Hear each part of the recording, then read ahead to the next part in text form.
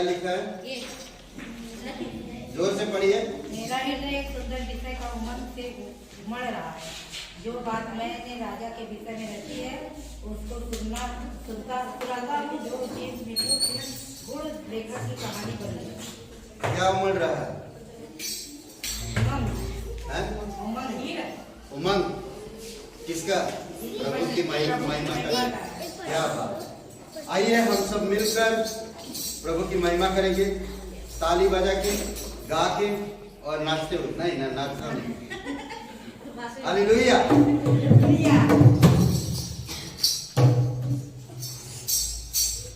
यीशु मसीह देता खुशी, करे महिमा उसकी।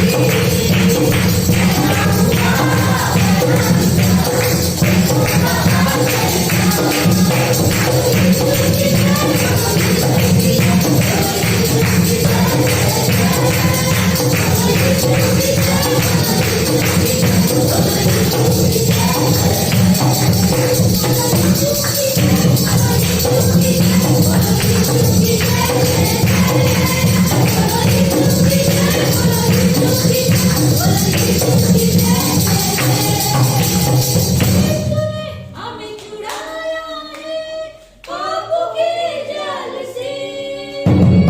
यीशु ने हमें छुड़ाया है पाप के जाल से।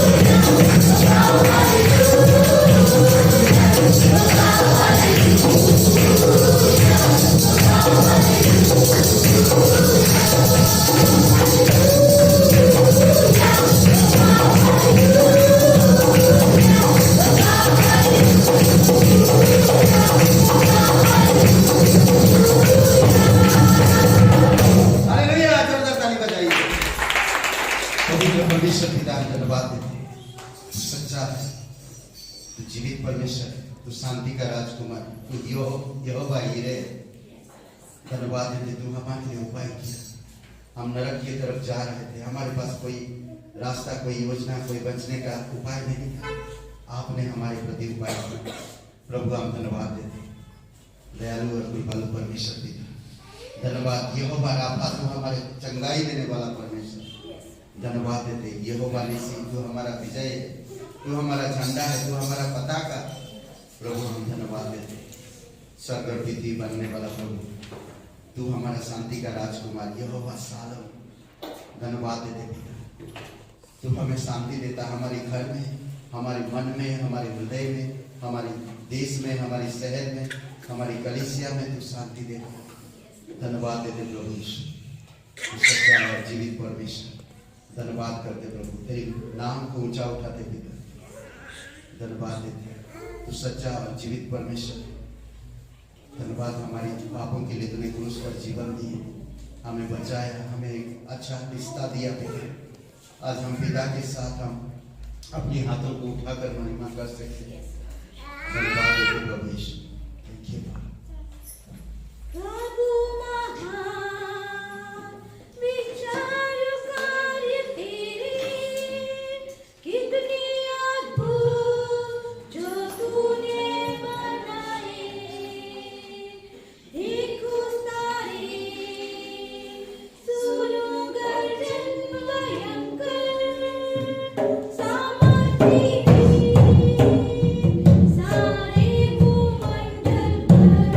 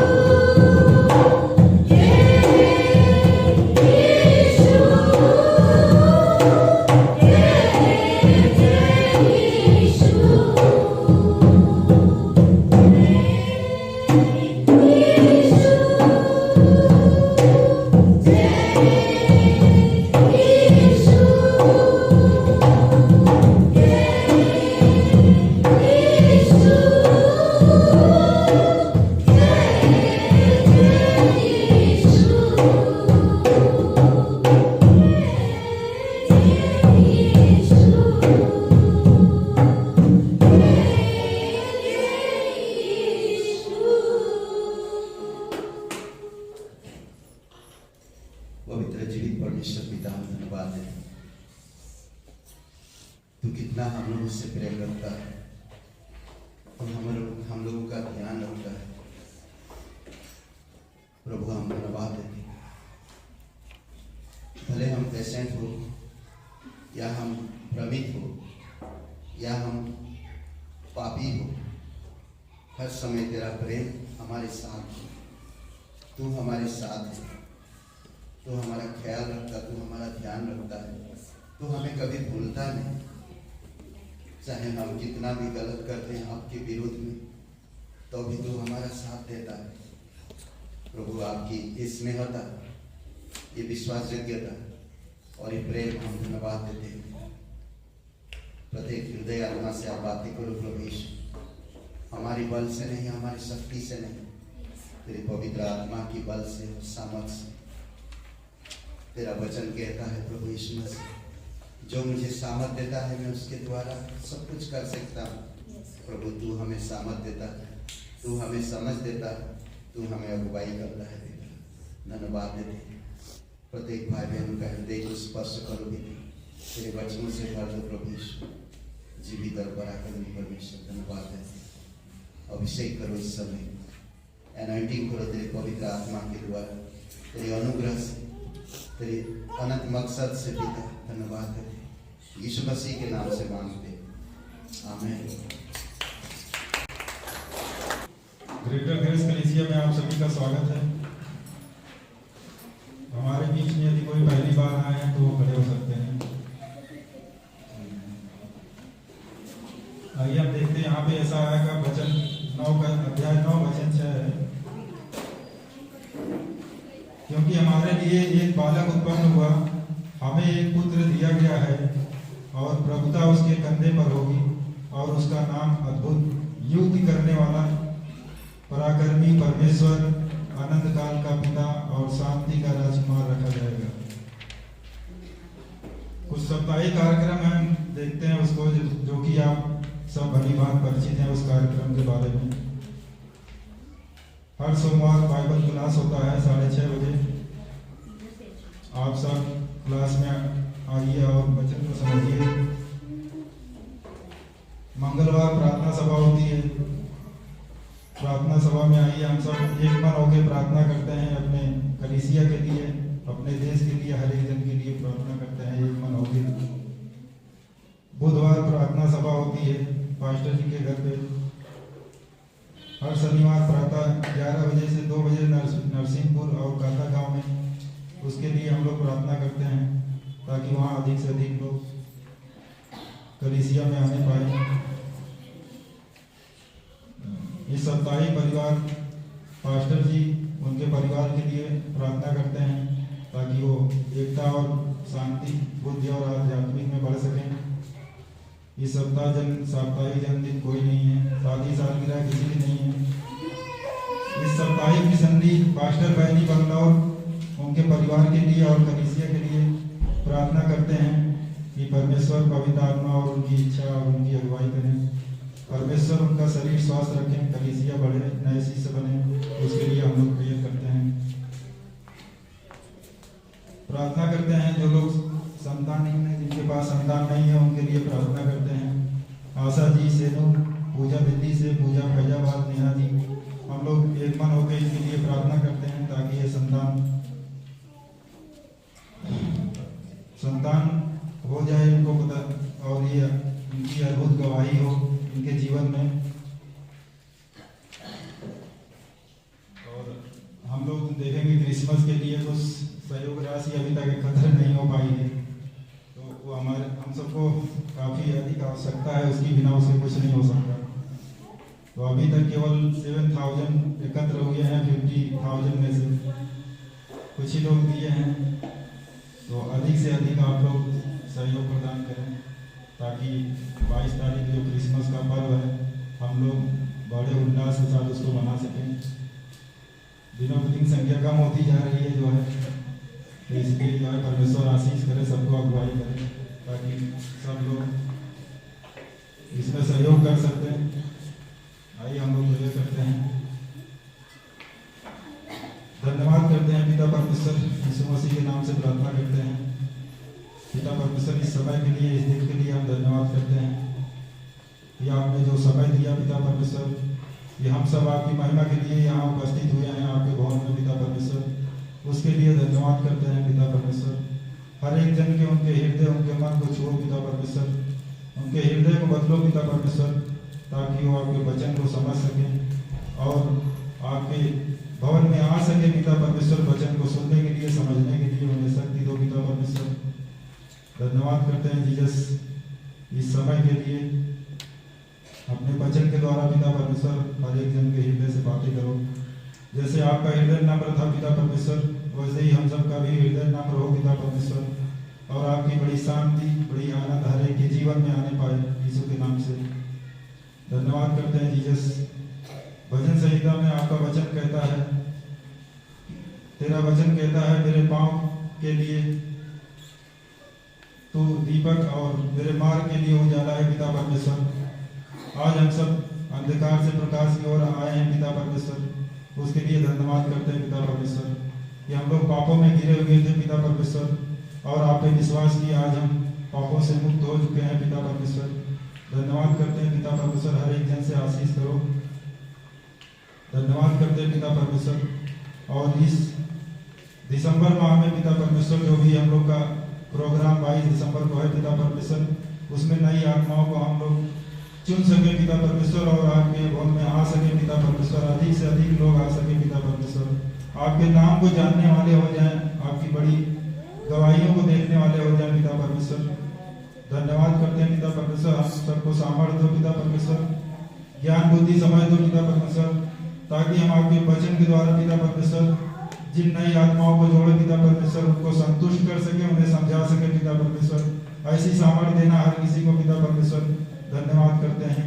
हर एक जन अपने साथ कम से कम पिता परमेश्वर 20 लोग को एकत्र कर सके पिता परमेश्वर। ऐसी सामर्थ्य देना, उनको बोलने की साहस और उनको शक्ति देना पिता परमेश्वर, ताकि वो भीड़ में जहाँ भी सुसमाचार प्रचार करें पिता परमेश्वर, आपकी सामर्थ्य हो, ताकि वो आपके सामर्थ्य के द्वारा पिता परमेश्वर उनको आपके वचन को सुना सके पिता परमेश्वर। धन्यवाद करते हैं। इस कलीसिया को आशीष करो पिता परमेश्वर। जो भी कमी घटी में है पिता परमेश्वर, आज पास्टर जी के द्वारा जो भी वचन सुन रहे हैं विश्वास के साथ पिता परमेश्वर, वो अपनी चंगाई को, अपनी आशीषों को देखेंगे पिता परमेश्वर। यीशु मसीह के नाम से प्रार्थना करते हैं, यीशु मसीह के नाम से मांगते हैं, आमीन। सिर्फ 7,000 रुपया है। 22 तारीख को क्रिसमस है। हो क्या रहा है? परमेश्वर विश्वास करके जो भी करेगा बेस्ट करेगा। नहीं खाएंगे खाना, हाँ 7,000 आ गया, किराया हो गया उधर का। ठीक है, खाना नहीं खाएंगे, प्रोग्राम तो हो जाएगा। नहीं देना कोई बात नहीं, परमेश्वर जानता है। परमेश्वर सही समय पर सही चीजें प्रोवाइड करता है, क्योंकि हम विश्वास करते, भरोसा रखते हैं। ठीक है, इस सप्ताह में हम लोग सोमवार से लेकर शुरू किए थे सोमवार तक, जो प्रे पूरा वीक ना, पूरा साप्ताहिक प्रे था, और कुछ लोगों के अलग अलग घर में प्रे किए। आज रिक्शा कॉलोनी में प्रे। कल खूबसूरत समय था कमलेश जी और सुमन जी के घर पे, और खाने का भी इंतजाम किए थे। बहुत जबरदस्त था, पर आप लोग जो नहीं आए तो मिस किया। और प्रे टाइम में बहुत बढ़िया था और बहुत खूबसूरत बातें था। और दूसरी बात है कि कल सीमा जी के घर पे प्रे टाइम है। कितना बजे रखे? 8 बजे। हाँ, क्लास के बाद ही है। सीमा जी के घर पे प्रे टाइम है। आज रिक्शा कॉलोनी में है प्रार्थना। ओके, और मंगलवार को प्रे टाइम नहीं है हमारे घर में। उपवास रख सकते हैं, पर 5 बजे मंगलवार कौन सा दिन है? 14 तारीख फिनिक्स मॉल के सामने 5 बजे मिल रहे हैं हम, फिनिक्स मॉल के सामने। तो ये क्या बोलते हैं, पर्चा है, अच्छा से पढ़ लीजिए। एक क्रिसमस पर्चा है, ठीक है, अच्छा से पढ़ लीजिए, आप जान लीजिए ये पर्चा क्या है और इसको बांटना है। 5 बजे फिनिक्स मॉल के सामने मिल रहे हैं। हाँ, पढ़ लिए, वेरी गुड, ठीक है, पढ़ लीजिए, आप खुद पढ़िए, तब उसके बाद आप समझा सकते, लोगों को बता सकते कि क्रिसमस क्या है। ठीक है, तो क्रिसमस क्या है हम उसके बारे में प्रचार करेंगे। प्लीज, कहाँ पर, कभी, कब, कितना बजे? कितना बजे बोल रहा तो मंगलवार बोल रहे 5 मंगलवार 5 बजे। ओके, मंगलवार 5 बजे, ठीक है। ध्यान रहे, मंगलवार 5 बजे फिनिक्स मॉल के सामने क्रिसमस प्रचार करेंगे, ठीक है। और फिर हम आगे और भी बता देंगे कहाँ कहाँ हम करेंगे, ठीक है। और कल सीमा जी के घर 8 बजे प्रे मीटिंग है क्लास के बाद, और आज रिक्शा कॉलोनी में प्रे मीटिंग है, और जिसको भी आना वेलकम, आपका स्वागत है। क्योंकि प्रार्थना के बिना हम कुछ नहीं कर सकते। पूरा वीक हम लोग प्रे किए अलग अलग घर में। पहले दिन हम लोग क्या बोलते सुरेंद्र और मालती जी के घर में शुरू किए पहले मंडे को, और फिर मंगलवार को हम लोग जयप्रकाश जी और अर्चना जी के घर पे प्रे मीटिंग रखे, प्रार्थना किए, सभी के लिए मिलकर गाना गाए, वचन सुने, कितना अच्छा ना। और फिर मंगलवार को हम लोग, मंगलवार हो गया, बुधवार को नहीं था, वो सभा था, और गुरुवार को हम लोग लक्ष्मी जी और शैलेंद्र जी लक्ष्मी जी के घर पे, लेडीज फर्स्ट शैलेंद्र जी और लक्ष्मी जी के घर पे, और फिर फ्राइडे को नीतू जी के घर पे था, और कल सैटरडे को कमलेश जी के घर पे था, और बहुत खूबसूरत। और आज रिक्शा कॉलोनी में है, और आपका स्वागत है। और मंडे लास्ट आखिरी दिन है सीमा जी के घर, ओके। और एक बात मैं बता दे रहा हूँ कि आने वाले समय में ना 22 तारीख को क्रिसमस प्रोग्राम में, याद रहे 22 तारीख, 25 के माइंड में मत रखिए। कभी कभी होता है 25 को माइंड में रखे, अरे भूल गया 22 तारीख को क्रिसमस, मैं तो सोचा 25 तारीख को। बी केयरफुल, सावधान रहिए और ध्यान रखिए इस चीज को ना। कभी है 22 तारीख, और अपने प्रियजन जिसको भी बुलाएंगे 25 मत बोलिए, मालूम पड़ा वो 25 को तैयारी करें। आप कभी आना है 22 तारीख, ठीक है। 25 तारीख को गांव में है, नरसिंहपुर गांव में, वहां के लिए भी प्रार्थना करिए और प्रार्थना करते रहिए, बहुत जरूरी है। और जो भी हेल्प करना चाहते हैं, 1000, 2000, 3000, 4000, 5000, 10,000 आगे भी दे सकते परमेश्वर के लिए। आप अगर खुशी से देते हैं परमेश्वर के लिए, परमेश्वर कभी आपको निराश होने नहीं देता है। परमेश्वर कहता है परख कर देखो कि मैं कितना भला हूं। हम यही समय है परखने का, परमेश्वर यही समय है परमेश्वर को परख कर देखने का कि परमेश्वर कितना भला है मेरे लिए ना। मुझे परखना है परमेश्वर तो कितना भला है, मुझे देना, मुझे किसी को कहने की जरूरत नहीं। ये उत्सव है, कोई आत्माओं को बचाना है, सब लोग मनोरंजन है, सब लोगों को एक आनंदमय खुशी हो ताकि मैं दे सकूं ना। जब हम देते हैं आनंद के साथ परमेश्वर की महिमा होती है। आपकी थोड़ा सा देने से परमेश्वर की भवन में खुशी है, इसलिए बहुत जरूरी है कि आपको मुझे समझना और देना, ठीक है। और दूसरी बात, 31 तारीख को अभी जगह तय नहीं कि रात भर कहाँ पर प्रार्थना होगा। यहाँ पर सभा होगा 9 बजे से लेकर 11:30 बजे तक, ओके, 11 बजे तक, 11:30 बजे तक, ठीक है। और उसके बाद कहाँ पर अभी डिसाइड नहीं किए, कहाँ पर रात भर प्रार्थना सभा होगी, प्रार्थना करेंगे हम। कोई नहीं होगा तो मेरा घर खुला है, कोई नहीं होगा तो अरुणा जी के घर खुला है, मतलब मेरा हमारा घर खुला है। आशा जी रात में 9 बजे से यहाँ किया। हाँ, यहाँ पर 9 बजे 31 तारीख, ठीक है। आपको डिटेल व्हाट्सएप में बता दिया जाएगा, व्हाट्सएप चेक करते रहिएगा, कुछ अपडेट करते रहते हैं अभी हम लोग, ठीक है।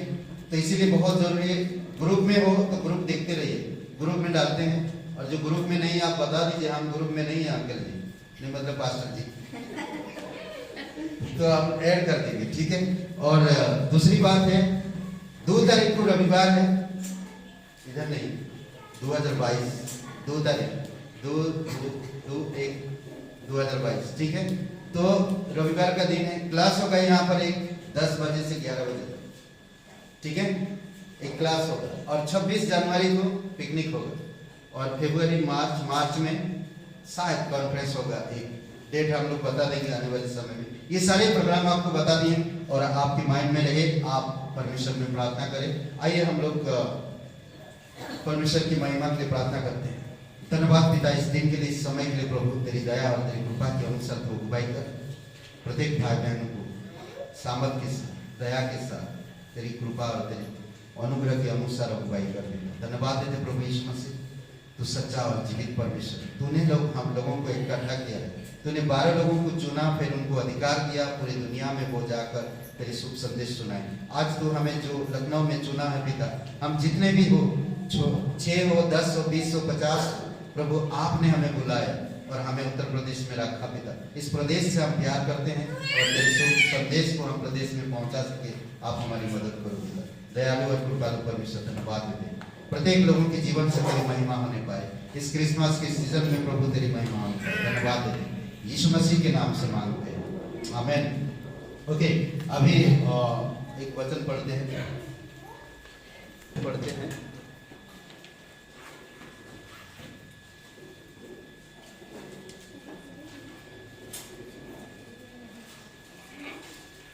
पहला कुरिन्थियों का 14 अध्याय। परमेश्वर ने कहा है कि 6 दिन काम करना और एक दिन क्या करना? विश्राम करना, आराम करना। क्या आराम करना चाहिए? तो 6 दिन हमें काम करना चाहिए और एक दिन आराम करना चाहिए। इसका मतलब ये है कि 6 दिन हम कामकाज करें, अपनी दुनिया में रहे, पाप मत करें। 6 दिन काम करिए, भरपूर काम करिए। 7वां दिन परमेश्वर को आराम करने का मतलब है परमेश्वर को महिमा देना। समझ रहे? परमेश्वर को महिमा देना। पौलुस एक अच्छा सिद्धांत बताता है यहाँ पर 16 अध्याय 1 से लेकर 4 तक। ओके, कोई पढ़ेगा? 16 अध्याय 1 से 4, पहला कुरिन्थियों।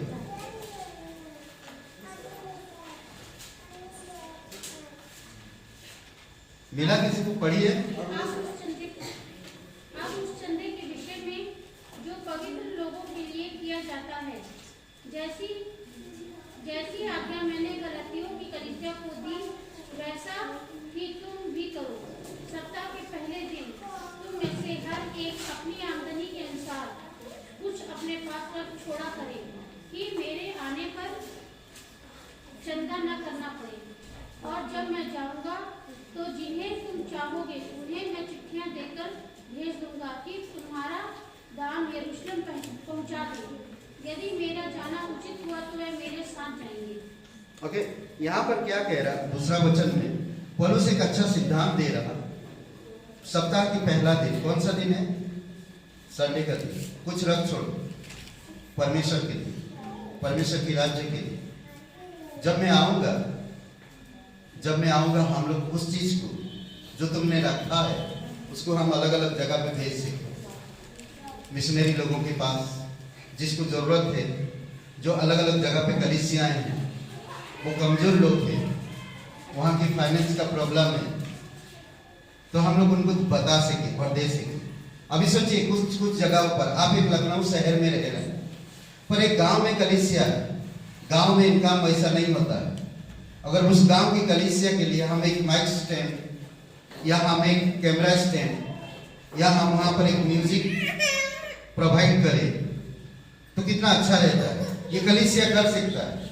इसीलिए पौलुस कहता हर एक अपनी अपनी आमदनी में से साप्ताहिक पहला दिन कुछ रख छोड़े, जब मैं आऊंगा तो उसको हम सही समय पर सही लोगों तक पहुंचा सके। ओके, इसीलिए हम लोग भेंट या दान हम लोग इसीलिए देते हैं। परमेश्वर उस दान को अपनी सामर्थ्य से इस्तेमाल करता है, अपने राज्य के लिए इस्तेमाल करता है, अपनी महिमा के लिए इस्तेमाल करता है। आमीन। आइए प्रार्थना करते हैं। जीवित और पराक्रमी परमेश्वर पिता, दयालु और कृपालु परमेश्वर, सारा आदर सारा महिमा हम तुझे देते हैं। धन्यवाद देते प्रभु यीशु, धन्यवाद देते पिता। तू थोड़े चीज को बड़ा करता है, जो तुझे देता है प्रभु तू उसे कभी भी निराश नहीं करता। तो हर एक मनुष्य को जानता, उनके दिल उनके मन, प्रभु तू हमारे हृदय को संभालता है, हमारी खटी कमी तू जानता है और पूरा भी करता है। जो तेरे पीछे चलते हैं उनके जीवन की सताह परिस्थितियां जो जैसा भी हो, आप उनके साथ मदद कर ले।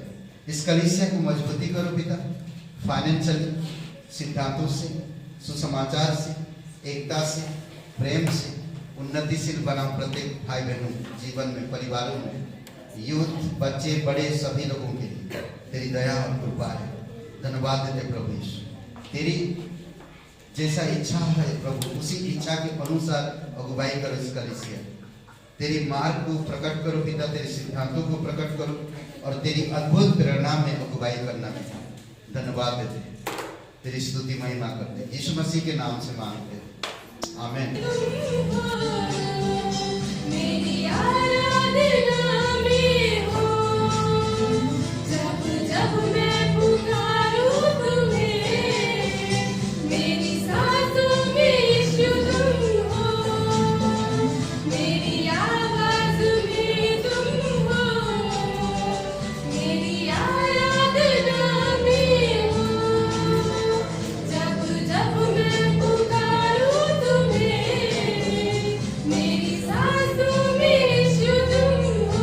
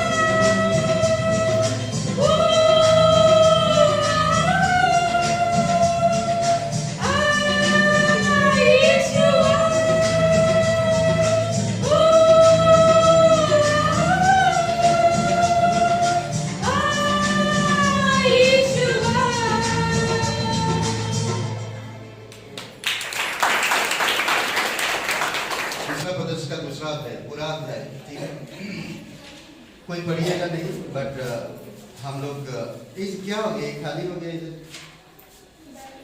थोड़ा इधर आ जाइए। और दूसरा पत्रस का दूसरा अध्याय खोल के रखिए, ठीक है। दूसरा पत्रस का दूसरा अध्याय खोल के रखिए। हमारा उद्धारकर्ता हमारे युग में क्या है? हमारा उद्धारकर्ता हमारे युग में। ओके, आइए प्रार्थना करते हैं। पवित्र महान और सर्वशक्तिमान परमेश्वर पिता, हम आपकी स्तुति महिमा करते हैं। जीवित और पराक्रमी परमेश्वर, तेरी मर्जी के अनुसार, तेरी इच्छा के अनुसार कुछ भी नहीं हो सकता। मतलब तेरी इच्छा के अनुसार सब कुछ हो सकता है, बल तेरी मर्जी के विरोध में कुछ भी नहीं हो सकता। प्रभु हम तेरी महिमा करते हैं, तेरी आराधना करते हैं दिल से, संपूर्ण हृदय से। तेरा वचन कहता महान आज्ञा में कहता है कि सारे बुद्धि, सारे प्राण, सारे शक्ति और सारे दिल से तू मुझसे प्रेम कर। और उसी प्रकार दूसरा यह है कि तू अपने आप से जैसा प्रेम रखता उसी प्रकार अपनी पड़ोसी से प्रेम रख। प्रभु यही है मौका जो हम अपने पड़ोसी से प्रेम करते हैं उसको दर्शाने का, दिखाने का। धन्यवाद देते तू सच्चा और जीवित परमेश्वर, धन्यवाद देते दयालु और कृपालु परमेश्वर के। यीशु मसीह तेरी अनुग्रह के अनुसार सब चीजें हो, पवित्र आत्मा के द्वारा तू प्रत्येक लोगों को बातें कर, यीशु मसीह के नाम से मांग, आमीन। ओके, मैं वचन पढ़ने के लिए बोलूंगा बार बार, ठीक है?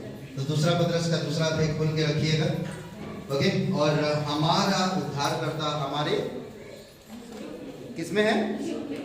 युग में। आप कौन से युग में रह रहे हैं? उसी युग में आपके उद्धारकर्ता आपके साथ बात करना चाहता, आपके साथ काम करना चाहता। हर एक युग में परमेश्वर उद्धारकर्ता, यानी कि क्या बोलते कि मदद किया, हर किसी उद्धार किया। उद्धार का और एक दूसरी शब्द है छुड़ाया लोगों को ना, छुड़ाया। हर पीढ़ी में लोगों को छुड़ाया, हर समय लोगों को बचाया। समझ रहे? अलग अलग पीढ़ी में, अलग अलग समय पर, अलग अलग लोगों के द्वारा, नबियों के द्वारा, भविष्यवक्ताओं के द्वारा लोगों को छुड़ाए और बचाए परमेश्वर। कई बार होता हम परमेश्वर की जो छुड़ाने का जो तरीका को हम समझ नहीं पाते। परमेश्वर जो हमारा उद्धारकर्ता बना है, उद्धारकर्ता हम क्यों कहते हैं? क्योंकि वो हमारा उद्धार करता। अगर मैं फाइनेंशियली प्रॉब्लम में हूँ, अगर मैं विवाह में प्रॉब्लम है, हमारी फैमिली में प्रॉब्लम है, मेरे मानसिकता में प्रॉब्लम है, मेरे व्यक्तिगत जीवन में प्रॉब्लम है, वो छुड़ाए ना। इंग्लिश में एक शब्द कहते डिलीवर ना, तो वो कहता कि वो हमें उस चीज से हमें छुड़ाता, उस चीज से हमें बचाता, उस चीज से हमें रक्षा करता, छुड़ा लेता है। समझ रहे हैं? इसको कहते हैं, इसलिए हमारा उद्धार करता। उद्धार वो नहीं जो आपने एक बार विश्वास कर लिया, वो उद्धार तो खत्म हो गया। एक बार जब आप यीशु मसीह पर विश्वास कर लिया, आप नरक से, पापों से और शैतान के अंधकार के साम्राज्य से आप हमेशा के लिए छूट गए। बार बार आपको प्रार्थना करने की भी जरूरत नहीं है। समझ रहे? बार बार वो प्रार्थना करने की जरूरत नहीं। अब मैं परमेश्वर का संतान हूं। जब मैं परमेश्वर का संतान हूं, शैतान मुझे कई सारी जगहों पर फंसाएगा, और जब मैं फंसता हूं तो मैं परमेश्वर को पुकारता हूं, नम्रता पूर्वक परमेश्वर के पास आता हूं और परमेश्वर से प्रार्थना करता कि परमेश्वर मैं यहां से नहीं बच सकता, आप मुझे छोड़ा। जब मिस्र के लोग उस युग में मिस्र में बहुत मेहनत कर रहे, मजदूरी कर रहे, मिस्र में दबे हुए थे, मिस्र के लोग उनको परेशान करते थे, भूखमरी थे, भूख में मर रहे थे, उनके बच्चे लड़के सब मार दिया जाता था, उनकी बहु बेटियों पर बलात्कार किया जाता था, अत्याचार किया जा रहा, कोई दया उन पर नहीं किया जाता था। ऐसे समय पे वो लोग पुकारे परमेश्वर, दुहाई दिए परमेश्वर। परमेश्वर ने सुना उनकी दुहाई और परमेश्वर ने उनको छुड़ाने के लिए मूसा को तैयार करके भेजा। मूसा ने तैयार करके उनको, मूसा गया और उनको छुड़ाया। इस प्रकार हम देखते परमेश्वर ने नूह को तैयार कर, जो पूरे दुनिया में लोग अपनी परिस्थिति में, अपनी सोच विचार में, अपनी खुशी आनंद में, अपनी रंगमंच में, अपनी मनोरंजन में, अपनी दुनिया में जी रहे लोग। कोई परमेश्वर पर ध्यान नहीं दे रहा, कोई नहीं सोच रहा कि मेरा एक उद्धार करता है, कोई नहीं सोच रहा कि परमेश्वर मुझे बनाया, कोई नहीं समझ रहा। कोई पीढ़ी, कोई उस समय उस पीढ़ी की कोई भी लोग परमेश्वर के बारे में सोच भी नहीं रहा। हे नूह, तुम क्या कर रहे हो? कलीसिया क्यों जा रहे हो? आज आपकी आसपास के लोग आपकी माइंड को भ्रमित करते, माइंड में करप्ट चीज डालते, भ्रष्टता चीजें डालते, आपको परमेश्वर से दूर करे। आप क्रोधित होते हैं, आप उनकी बात मानते हैं, आप परमेश्वर से दूर होते हैं। कई बार इस प्रकार के लोग आपकी इस इर्द गिर्द में रहते हैं और आपकी माइंड को, आप परमेश्वर के साथ संगति नहीं कर पाते, आपकी जीवन साथी के साथ संगति नहीं कर पा रहे, आप अपने बच्चों के साथ संगति नहीं कर पा रहे, आप जो परमेश्वर आपको बनाए उस परमेश्वर की तरफ आप ध्यान नहीं दे पा रहे।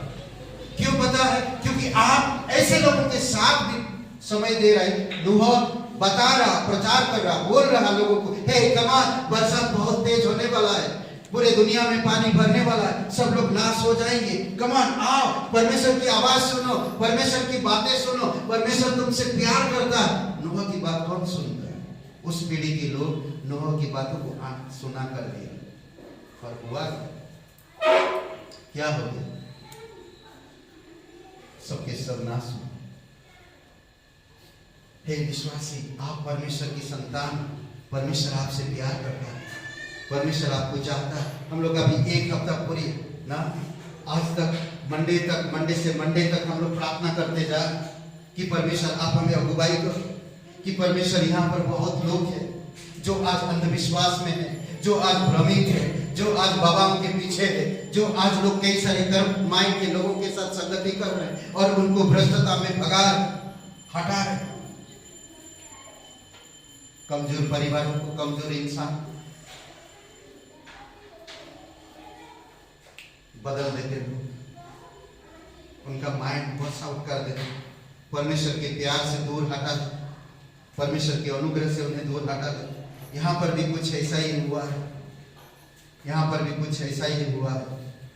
दूसरा पतरस की किताब में हम लोग देखते हैं, ठीक है? दूसरा पतरस मिला आपको? नहीं मिला? दूसरा पतरस का एक किताब है और ये जो किताब का विषय है पवित्रता, सत्य ज्ञान और पुनरागमन, ठीक है? ये जो इसका जो विषय है पवित्रता, कितने अध्याय है इसमें? 3 ही है, ठीक है? पवित्रता, सत्य ज्ञान, सत्य ज्ञान को जानना बहुत जरूरी है, सच्चाई को जानना बहुत जरूरी है। और इसमें पुनरागमन कि प्रभु आएगा, ठीक है? और इसमें एक चीज हम देख सकते हैं, ये 66 और 67 में पतरस ने लिखा है, समझ रहे हैं इस विषय को? 67 उस युग में, 67 ईस्वी में, सदी में बोलते ना, ईस्वी ना, ईस्वी बोलते ना, सन 66 में लिखा है, उस सदी। आज आप 2021 में, 2022-2021 में नहीं, तो ये पहला अध्याय में ये लिखता है, मसीही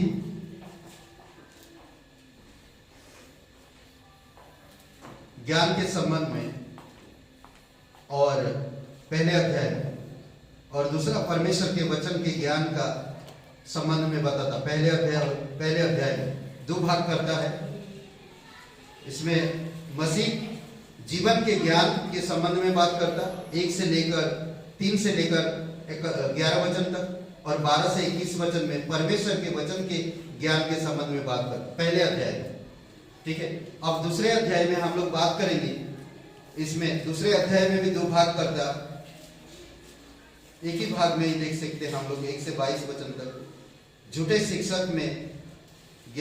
शिक्षक के ज्ञान का संबंध, ठीक है? झूठे लोगों के, कई बार हम लोग, आप और मैं नहीं समझ पाते झूठा क्या है, सही क्या है, गलत क्या है, आप और मैं नहीं समझ सकते।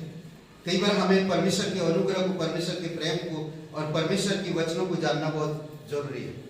परमेश्वर के सच्चाई को जाने बिना हम झूठ को पकड़ नहीं सकते, क्योंकि अगर झूठ बार बार झूठ को दोहराया जाता है तो वो सच्चाई में लोग यकीन करने लगते हैं। झूठ को जितना बार दोहराएंगे आप ना, उसको सच्चाई में लोग यकीन करने लगते हैं। तो झूठ को कई बार दोहराते रहता शैतान, झूठ को फैलाता बहुत जल्दी, झूठ बहुत जल्दी फैलता है, झूठ के पीछे बहुत लोग दौड़ते हैं, झूठ को लोग आदर करते हैं ना।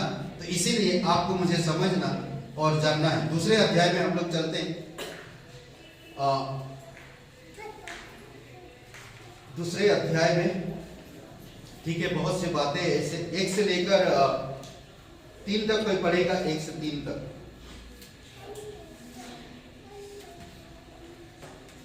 जिस प्रकार तुम लोगों में झूठे भविष्यवक्ता थे, उसी प्रकार तुमने भी झूठे उपदेशक होंगे जो नाश करने वाले पाखंड का उद्घाटन छिप कर करेंगे और उस स्वामी का जिसने उन्हें मुक्त किया है इनकार करेंगे और अपने आप को शीघ्र विनाश में डाल देंगे। बहुत से उनके समान लुचपत करेंगे जिनके कारण सत्य के मार्ग की निंदा की जाएगी। वे लोग के लिए बातें गढ़कर तुम्हें अपने लाभ का कारण बनाएंगे और जो दंड की आज्ञा उन पर पहले से हो चुकी है उसके आने में कुछ भी देर नहीं और उनका विनाश मुगता नहीं। तो फिर यहाँ पर पूरी तरह से झूठे लोगों के बारे में करते, वो बहुत बढ़िया बातें करते हैं, बहुत सुंदर बातें करते हैं, वो लुभाने वाली बातें करते हैं, आपको भ्रमित करने के लिए, आपकी घर दबे पाव घुसेंगे, आपके साथ बहुत प्रेम भाव से बातें करेंगे, पर वो सारे झूठ है और कपट है उनके अंदर। आज बहुत सारे लोग, मुझे अगर परमेश्वर में कोई अगर प्रेम नहीं करता तो वो इंसान को मैं नहीं समझ सकता। अगर परमेश्वर के वचन को कोई इनकार करता और परमेश्वर के लोगों पर आरोप लगाता तो मैं उनको भी नमस्कार भी नहीं करूंगा, नमस्कार भी नहीं करूंगा। ऐसे मैं बहुत सारे लोगों का सामना किया, आज भी वो मेरे इर्द गिर्द में रहते हैं, समझ रहे, आज भी रहते हैं। आज भी लोग कोशिश कर रहे हैं कि कलीसिया को तोड़े, आज भी उनके माइंड को करप्ट करना चाहता है क्योंकि वो उनके दोस्त है, वो उनके मित्र है, वो परमेश्वर की सच्चाई को नहीं जानते, वो परमेश्वर के अनुग्रह को नहीं समझ पाते, वो परमेश्वर की दया और प्रेम और नम्रता को नहीं समझ पाते। उनको सिर्फ माल चाहिए, कमाई चाहिए, आदर चाहिए, उनका कोई नाम करे। ऐसे लोग कहते हैं कि सबसे पहले पीढ़ी में हम देखते स्वर्ग में विद्रोह हो गया, स्वर्गदूत में,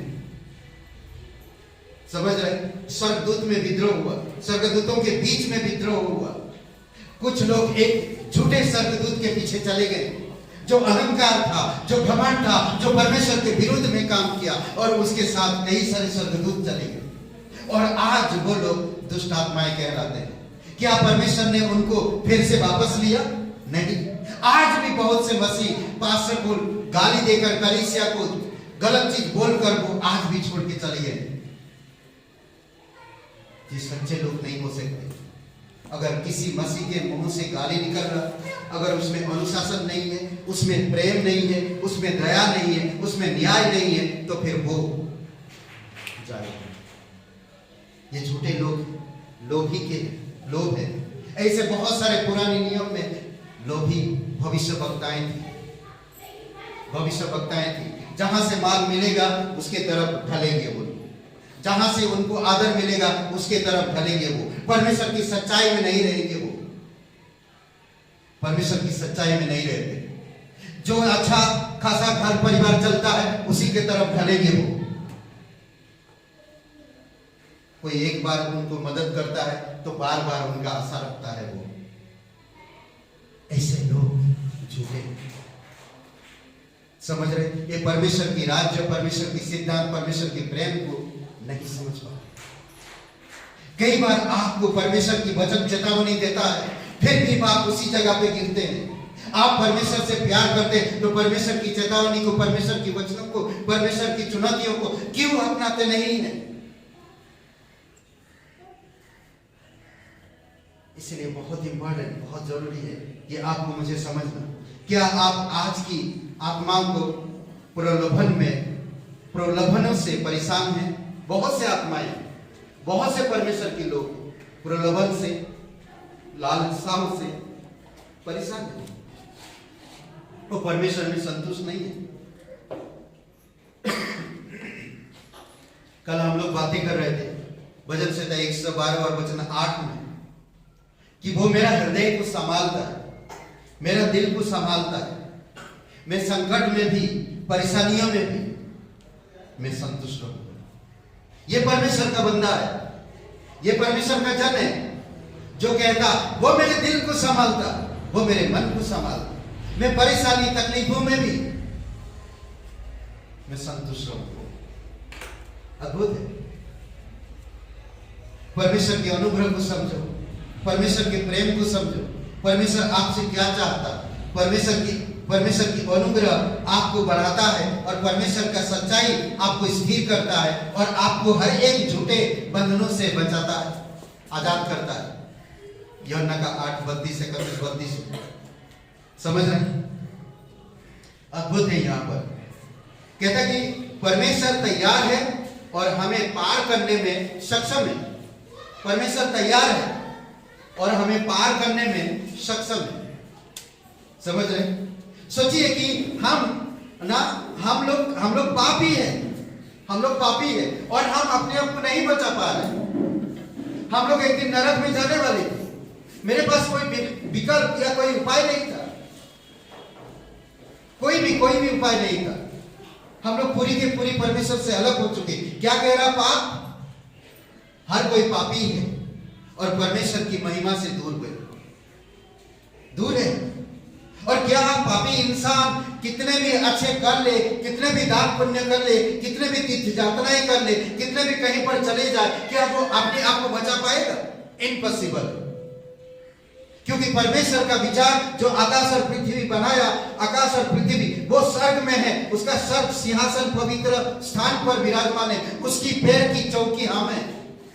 ये धरती, स्वर्ग और पृथ्वी में कितना अंतर है। क्या मैं जो विचार करूंगा, मैं एक पापी इंसान हूं, मैं पाप कब करता हूं कब नहीं करता, मुझे खुद को नहीं मालूम।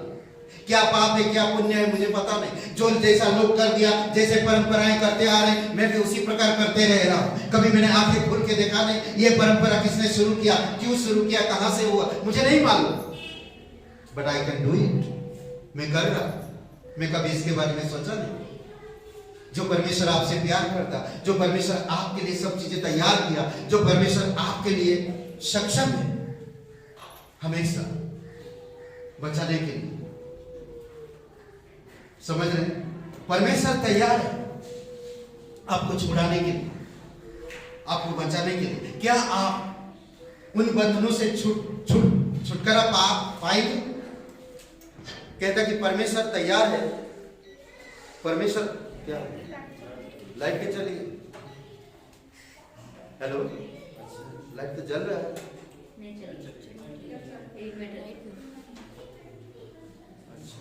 और हमें पार करने में सक्षम है। कहीं पर भी, कितने भी मुश्किल, कितने भी परिस्थिति, कितने भी झूठ में फंसा होगा, कितने भी गलत चीजों में आप फंसा हो, चारों तरफ से आपके अंधेरा है, दिमाग काम नहीं कर रहा, दिल स्थिर नहीं है, विचलित है ना, ऐसे समय में परमेश्वर आपको छुड़ाना चाहता है। बोलते ना, आपको पार करने में सक्षम है, तैयार है। दूसरा पत्रस 1:10 पढ़िए कोई एक जन। विशेष करके उन्हें जो अशुद्ध अभिलाषाओं के पीछे शरीर के अनुसार चलते और प्रभुता को तुच्छ जानते। कौन सा पढ़ रहे? दूसरा पत्रस का 1:10।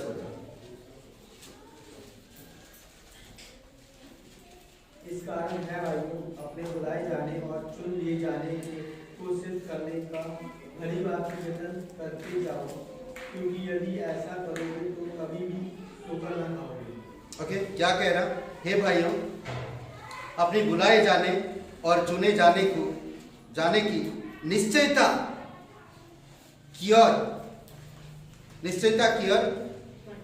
बढ़ते जाओ। थोड़ा बहुत दे देंगे, मुझे भी दिखता नहीं। एनीवे, इसमें कहता, अद्भुत बात कहता, हे भाइयों, अपने बुलाए जाने और चुने जाने की निश्चयता की ओर भी अधिक प्रयत्न करते जाओ, क्योंकि इन बातों के प्रयत्न में जब तक रहोगे तुम कभी भी ठोकर नहीं खाओगे। मुझे आत्मिक चीजों में बढ़ना चाहिए ना, आत्मिक चीजों में।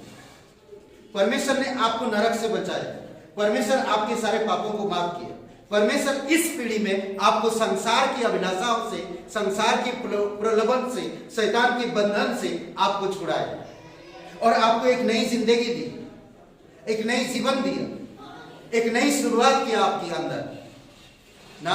कहता कि हमारी कठोर का दिल, कठोर भरा दिल को निकाल दिया, एक नया दिल दिया, मांस भरा दिल ना, नम्रता, प्रेम, टूटना। और ये परमेश्वर आपको हमेशा के लिए वो पुरानी आदतों को छोड़ दिया, पुरानी आदतों को मिटा दिया, वहां से छुड़ा लिया। ठोकर का कारण क्या था? हमारा अपराध। ठोकर का कारण क्या था? हम निकम्मे थे। ठोकर का कारण हमारा क्या था? हम परमेश्वर को नहीं जानते थे। ठोकर का कारण हमारा क्या था? कि हम अंधकार में थे, अब आप ज्योति में थे ना। इसीलिए बहुत जरूरी थी आपको मुझे समझना। यशायाह 11 अध्याय और वचन 3, 11 अध्याय 2-3 वचन पढ़िए।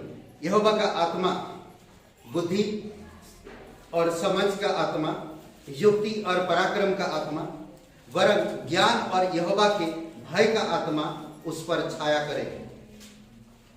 ये प्रभु यीशु मसीह के बारे में बात करता है। आज भी वही बुद्धि का आत्मा, वही क्या बोलते कि समझ का अपना आत्मा, युक्ति और पराक्रम का आत्मा, ज्ञान और यहोवा के भय का आत्मा जो आप पर छाया करता है, आपको हमेशा कबार करता है। आप हमेशा कबार में रहते हो ना?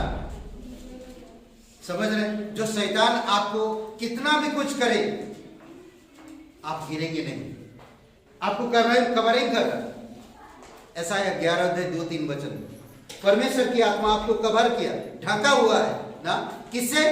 बुद्धि, समझ, ज्ञान, परमेश्वर का भय और पराक्रम से आपको ढका हुआ है।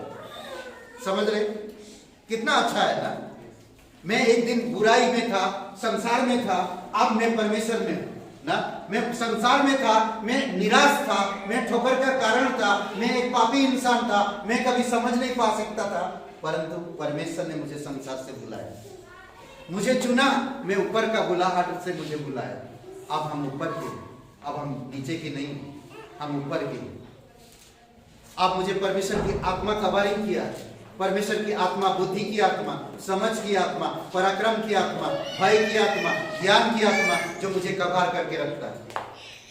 ये परमेश्वर की अनुग्रह है, परमेश्वर का प्रेम है, परमेश्वर की दया है जो हमें कवरिंग करके रखा है। समझ रहे? समझ कहां से आता है? समझ कहां से आता है? मैं बड़े बड़े किताब पढ़ने से समझ नहीं आती है। पूरा मैंने लोगों को देखा है, भाई सुबह उठ के बैठ गए, पूरे के पूरे पेपर ही माइंड में सेट कर लिए, न्यूज पेपर, पर बाइबल के एक वचन नहीं आता। दुनिया की ज्ञान उनके अंदर ठोस ठोस के भरा, परंतु बाइबल की एक बात नहीं भरा। कितना दुख की बात है ऐसे लोगों में, कितने कितने शर्म की बात है। यही लोग ठोकर खाते हैं, यही लोग पवित्र बाइबल को बदनाम करते हैं, यही लोग।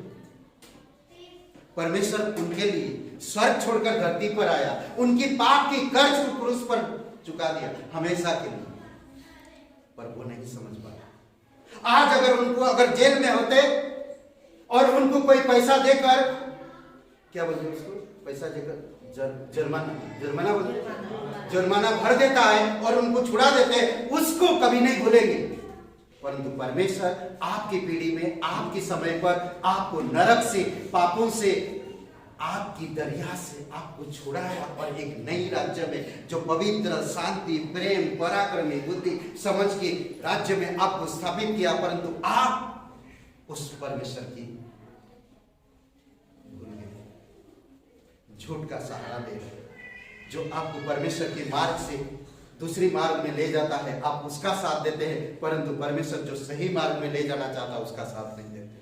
कितनी शर्म की बात है, कितनी शर्म की बात है। सोचिए थोड़ी समय के लिए, कभी कभी हमें समझ कहां से आती है? दो प्रकार की समझ होती है। एक संसार से आती है जो भौतिक ना बौद्धिक समझ है, और एक स्वर्ग से आती है जो आत्मिक समझ है। बौद्धिक समझ हम बहुत सारे घमंड को उत्पन्न करता, झूठी चीजों को उत्पन्न करता, अपनी आप को हमें दूर ले जाता परमेश्वर से। बौद्धिक समझ मुझे नहीं चाहिए ना, बौद्धिक समझ से नहीं, आत्मिक समझ से मुझे परिपूर्ण होना है, मुझे अपने आप को कवरिंग करना है, आत्मिक समझ चाहिए। समझ रहे? कई बार लोग बाइबल बौद्धिक ज्ञान से यानी कि सांसारिक ज्ञान से पढ़ते हैं और सांसारिक ज्ञान से बातचीत करते हैं, ठोकर का कारण होते हैं।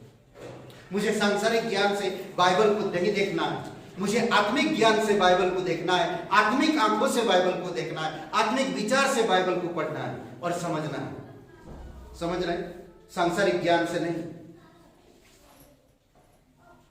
आत्मिक समझ से कम ज्ञान रखते हैं वो लोग, जो लोग आत्मिक बौद्धिक ज्ञान से बाइबल को देखते हैं और समझना चाहते हैं, वो लोग कम आत्मिक ज्ञान रखते हैं, इसीलिए उनका ज्ञान इधर उधर होता है ना, इधर उधर। मत्ती का 10 छठवां अध्याय और वचन आई थिंक कितना वचन, एक मिनट में बताता हूँ वचन, आई थिंक बोलते हैं दुस्वामी का सेवा नहीं करने, कौन सा है? 10 का 11-12 देखिए, नहीं मतलब 6 का 11-12 या 10-11-12 देखिए जरा, खुलिए कोई जल्दी से, मुझे याद नहीं आ रहा वो वचन। हाँ मिला? मत्ती का 6:10 में क्या लिखा?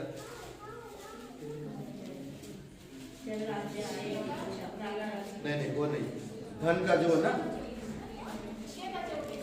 24 पढ़िए पढ़िए।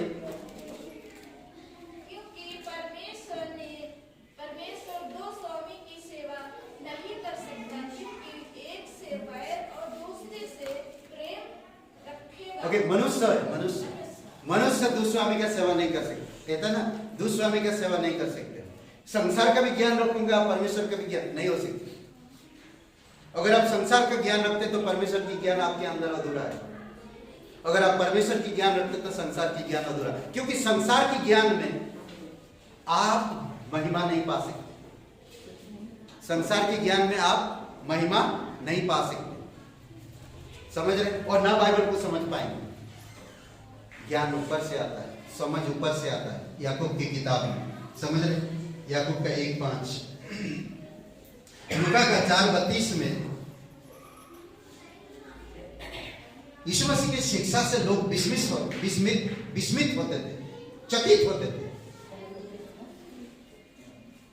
4:32 कोई एक जन पढ़ेगा?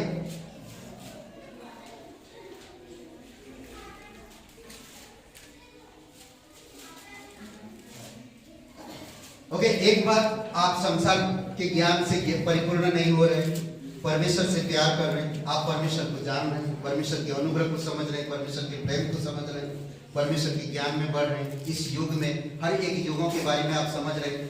स्वर्ग में विद्रोह हुआ, परमेश्वर ने उनको गिरा दिया, आग की झील में डाल दिया। प्रकाशित वाक्य में कहता, समय आएगा सारे के सारे को बंदी बना के आग की झील में डाल देंगे। समझ रहे?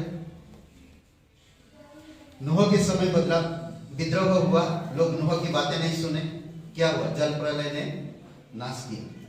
उत्पत्ति के पहले अध्याय में ही 1-2 वचन में ही एक युग था, समझ रहे? उसको समझना बहुत मुश्किल है। गैप थियोरी बोलते जिसको, पहला वचन और दूसरे वचन में गैप, वो एक युग था। वहां पर अंधेरा क्यों था? अगर परमेश्वर ज्योतिमय है और परमेश्वर सब चीजें क्लियर ज्योतिमय बनाया, तो अंधेरा में, दूसरा वचन में क्या कहता? पहले वचन में आकाश और पृथ्वी परमेश्वर ने रचा, और दूसरा वचन में परमेश्वर की आत्मा जल के सतह पर मंडराता था, अंधियारा था। नहीं, ये अंधियारा क्यों आ गया? शैतान वहां पर भी काम किया। अंधियारा शैतान का चाल, जहां भी अंधियारा देखेंगे शैतान का काम है। तो उस युग में भी परमेश्वर ने फिर से तोड़ के फिर से बनाया, पर वहां पर दिया नहीं। आप बाइबल में समझ नहीं पाएंगे, जब आप गहराई में जाएंगे तब आप समझ पाएंगे।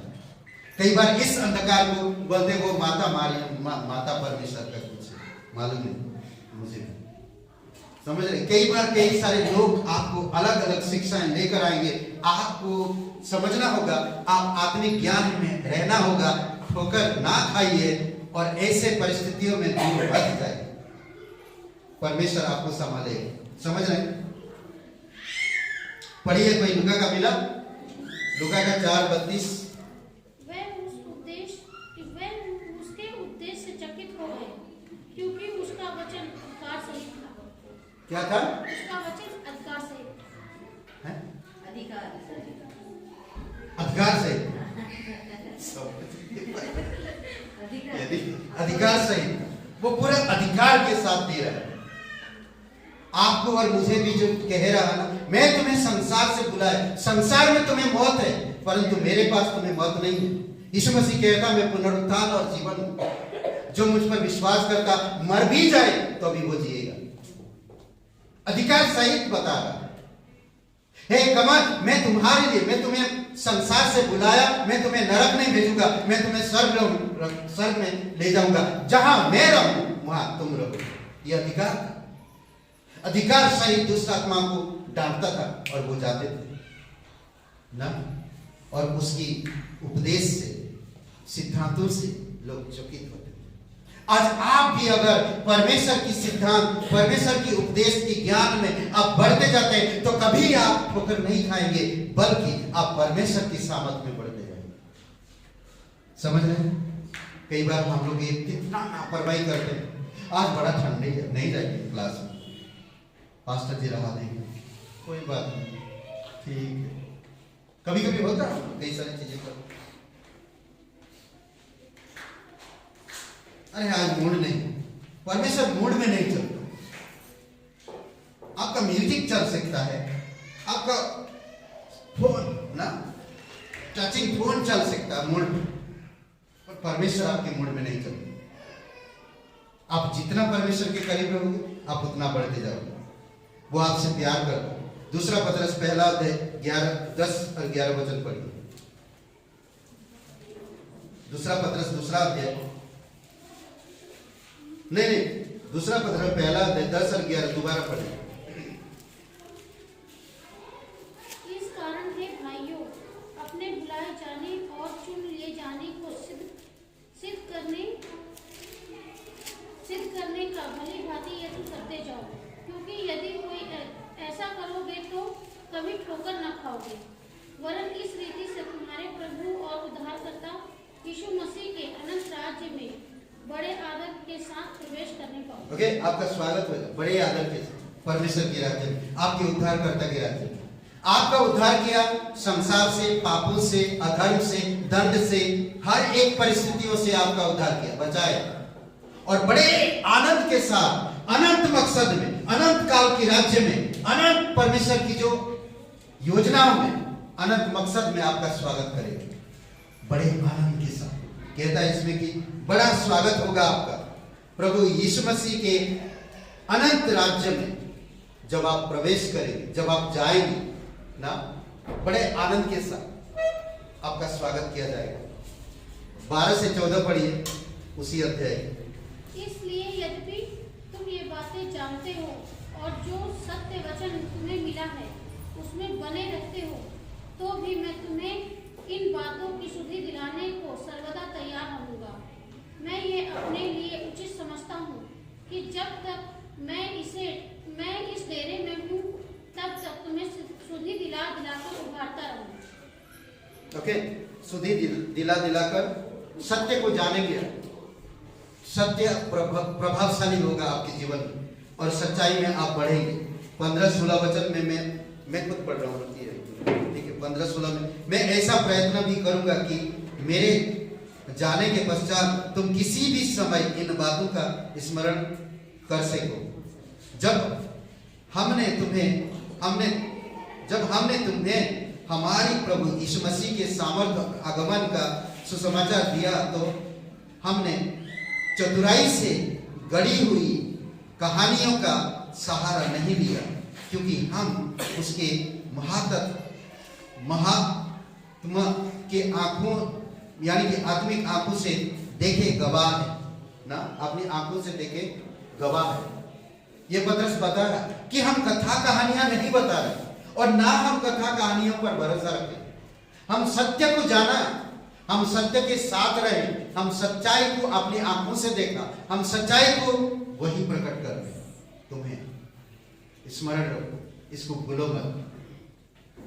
भजन संहिता 45 वचन 18 कोई पढ़ेगा? भजन संहिता 45 ये अद्भुत उद्धार का और छुड़ाने का भजन है। छुड़ा, इसीलिए हमेशा धन्यवाद। भजन संहिता 145 नहीं 145 सॉरी कौन सा 145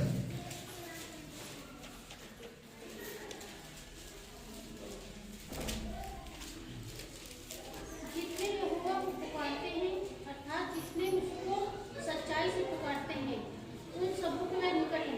ओके, जितने लोग सच्चाई से परमेश्वर को पुकारते हैं, संपूर्ण सच्चाई से उनके करीब रहता है। झूठ का कभी साथ नहीं देता परमेश्वर। और जो इंसान झूठ में फंसता है ना, वो बहुत बुरी तरह से फंसता है, चारों तरफ से फंसता है। झूठ में जो रहेगा, बदल कभी कभी आप लोग साफ सफाई में क्यों रहते हो? साफ सफाई क्यों करते हो? आप डेली क्यों नहाते हो? आप बाल क्यों काटते हो? बाल बढ़ा लो, मस्त बढ़ते जाते। कितना जुए महंगे आपको खाएंगे, कितना धूल नरपतिया रहेगा। साबुन शैम्पू महंगा महंगा चीजों को लाकर मस्त साफ सफाई रखते हैं अपने आप को, अपने घर को, अपने कपड़े, सब चीजों को। क्यों? क्योंकि इससे क्या बोलते हैं, स्वस्थ रहते हैं और सुरक्षा रहते हैं। नहीं, अगर कोई इंसान एक हमेशा गलत चीजों का विचार करेगा तो उसका माइंड भी वैसे ही होगा ना, वैसे होएगा। और कोई ना कोई बीमारी, कोई ना कोई तकलीफ, कोई ना कोई परेशानी उसके जीवन में जकड़ के रखेगा। समझ रहे? इसीलिए हमें सावधान रहना, हमें सच्चाई से सब चीजें करना चाहिए। वचन 18 पढ़िए, 145 भजन संहिता 18 पढ़ा। अच्छा, 15 पढ़िए, 15। सबों की आंखें तेरी ओर लगी रहती हैं और तू उनको आहार समय पर देता है। 16। तू अपनी मुट्ठी खोलकर सब प्राणियों को आहार से तृप्त करता है। ओके, कितना बढ़िया ना, अद्भुत बात है। तू सबकी आंखें तेरी ओर लगा रहता है। तो आप और मेरी आंखें क्यों पलट गया? आप और मेरे विचार क्यों पलट गए? आप और मैं क्यों ठोकर का कारण बन गए? हे नोहा, थैंक यू बताने के लिए। मैं भी हाथ पटाता हूं आज, थैंक यू। आज क्रिसमस में कौन है दौड़ रहा? एक प्रोग्राम करना है, 10 लोगों को बुलाना है, 100 लोगों को हमें उद्धार में लाना है, 10 लोगों को कम से कम कलीसिया में जोड़ना है। क्या मेरा कौन सा प्रेरणा है? कैसी प्रेरणा है? एक मैं विश्वासी हूं, प्रेरणा है मुझे, कैसे मैं करूं? संगति से, संगति से। हे नोहा, मैं आ रहा हूं, मैं करूंगा, मैं हाथ पटाऊंगा ना। मूसा, थैंक यू हमें मिस्र से छुड़ाने के लिए। Musa, thank you. हे दाऊद, थैंक यू हमें गुलायत की बंधन से छुड़ाने के लिए। हे सैमुएल, हे थैंक यू, धन्यवाद, तू हमारे लिए नबी बना परमेश्वर की बातों को बताने के लिए। थैंक यू, बहुत बहुत धन्यवाद। पौलुस, थैंक यू, तुम मन परिवर्तन किया, तुम हमारे लिए, हम लोगों को बचाने के लिए। थैंक यू, हमारे पास आने के लिए। थैंक यू, सुसमाचार सुनाने के लिए। थैंक यू, सुसमाचार से आप नहीं लग जाते हो। थैंक यू, धन्यवाद ना। परमेश्वर की आंखें लगी हुई है, परमेश्वर की तरफ सबकी आंखें लगी हुई है। सब अपना मुट्ठी खोलता, सबको आहार देता है। ये परमेश्वर आपका उद्धार करता है, ये परमेश्वर आपको छुड़ाता है, ये परमेश्वर आपको साथ व्यक्तिगत संबंध रखता है, ये परमेश्वर आपके लिए सब चीजें करना चाहता है। थोड़ी समय के कितने बार हम लोग देखें, आज दुनिया के लोग ना, अमिताभ बच्चन जी बहुत प्रसिद्ध आदमी, अगर वो यीशु को नहीं जानता तो एक दिन नरक में सड़ेगा। सचिन तेंदुलकर, कई सारे प्रसिद्ध लोग आज मीडिया में, दुनिया में प्रसिद्ध है। अगर यीशु को, परमेश्वर को नहीं जानते तो नरक में एक दिन सड़ेगा। सच बात है। आज वो लोगों के पास बहुत सारे धन है, आज एक किसी को, गरीब को लाख रुपया दे देते, वो उनका पूजा करता है, परंतु वो नहीं जानते कि उनको कौन ब्लेसिंग दिया, उनको कम टैलेंट दिया। वही परमेश्वर जो आपको और मुझे दिया, वो नहीं जानते। आज वो आदर मान के साथ उनका पूजा होती है, परंतु उस परमेश्वर को वो भूल गए जिनके प्रति सबकी दृष्टि लगी रहती है। वो मुट्ठी खोलता और सबको आहार देता है। अगर आज सांसें ले ले सचिन तेंदुलकर से, आज अमिताभ बच्चन से सांसें ले ले परमात्मा परमेश्वर ने, तो क्या करेगा अमिताभ बच्चन? कुछ कर पाएगा? हाथ भी नहीं हिल पाएगा, पैर भी नहीं हिल पाएगा, वो चल भी नहीं सकता, वो उठ भी नहीं सकता। परमेश्वर ने अपना श्वास फूंका उसके अंदर, तो वो जीवित है, आज इतना टैलेंट बता रहा है। परमेश्वर आप छुड़ाना चाहता, परमेश्वर आपको जानता है। समझ रहे? आखिरी वचन पढ़िए, वचन से 45। मैं यहोवा की स्तुति करूंगा और सारे प्राणी उसके पवित्र नाम को सदा सर्वदा हमेशा मैं परमेश्वर की स्तुति करते रहूंगा। मुझे ठोकर नहीं खाना, मुझे परमेश्वर की महिमा करना है, मुझे ठोकर नहीं खाना। दूसरा पत्रस का 2 अध्याय वचन 1 ना, उन लोगों के मध्य झूठे नबी भी उठ खड़े हुए थे। आज आप और मेरे बीच में भी झूठे लोग हैं, हम उसका बड़ी चाव से सुनते हैं, परख नहीं पाते हैं, समझ नहीं पाते हैं। हम एक इंसान का इंसानियत दिखाते हैं। हे, झूठ से क्यों इंसानियत दिखा रहे हैं? गलत चीजों से क्यों इंसानियत दिखा रहे हैं? अगर कोई बलात्कार किया है, अगर कोई किसी का मर्डर किया है, आप उसमें इंसानियत दिखा रहे हैं? कैसे? कोई परमेश्वर को ठोकर खिलाया है, कोई परमेश्वर को छोड़ के दूर चला गया है, कोई परमेश्वर के लोगों को गलत दिशा बताया है, मैं उसका साथ तो इम्पॉसिबल, मैं उसका साथ नहीं दे सकता, क्योंकि पवित्र आत्मा, परमेश्वर की आत्मा प्रेरणा नहीं देता। इसे उसके वजह से कई सारे लोग ठोकर खाए, उसके वजह से कई सारे लोग कलीसिया छोड़ दिए, उसके वजह से कई सारे लोग पास्टर के विरुद्ध में हो गए, इसके वजह से कई सारे भीड़ टूट गए। मैं ऐसे लोगों का साथ दूं? इम्पॉसिबल।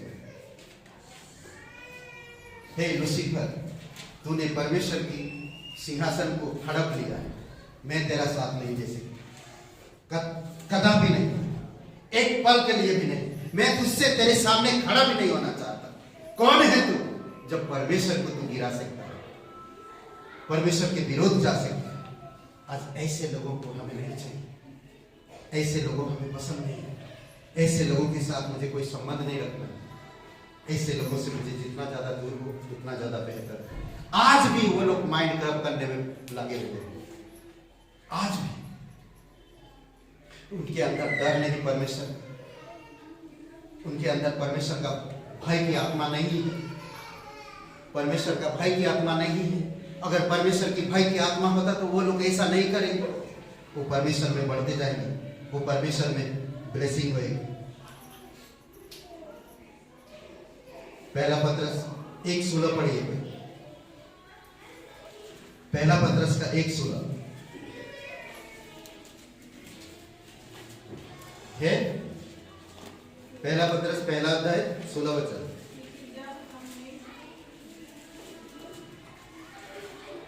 लिखा है पवित्र बनो क्योंकि मैं पवित्र हूँ। क्योंकि पहला पत्रस पहला अध्याय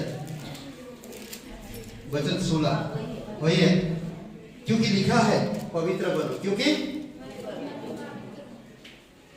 पवित्र, परमेश्वर से मैं पवित्र हूं, लोगों के सामने झूठा, परमेश्वर के सामने मैं पवित्र हूं, लोगों के सामने मैं झूठा गिरा हुआ।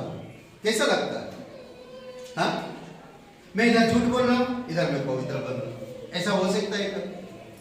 साथ साथ चल सकते हैं?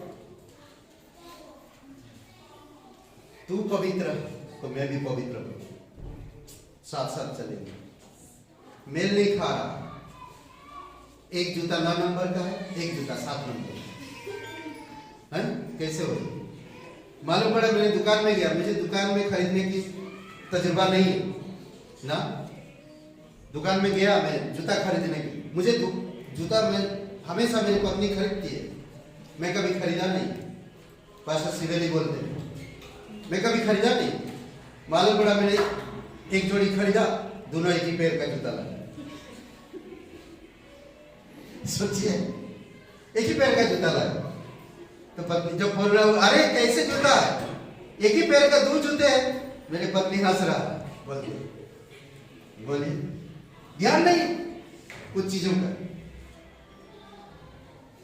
आज अगर परमेश्वर में थोड़ा सा मन लगाते हैं, वो बढ़ जाए।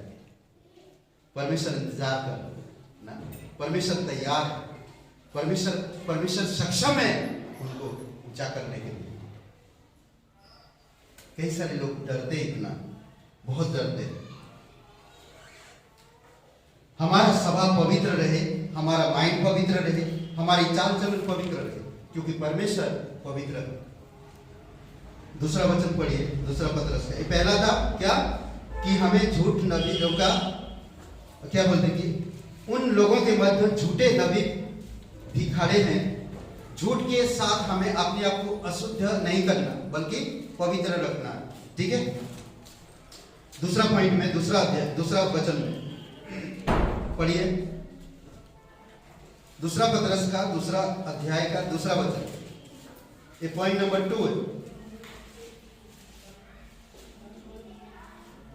बहुत से उनके समान लुचपन करेंगे जिनके कारण सत्य के मार्ग की निंदा की जाएगी। ओके, अगर मैं उनके साथ रहूंगा, सत्य की मार्ग की निंदा करूंगा, मुझे सत्य के मार्ग में चलना है। यीशु मसीह ने क्या कहा? मार्ग, सत्य और जीवन मैं ही हूं, बिना मेरे द्वारा तुम परमेश्वर के पास नहीं जा सकते। अगर मैं सत्य की मार्ग की निंदा करूंगा और सत्य से पीछे हटूंगा तो मैं कैसे पहुंचाऊंगा किसी को भी?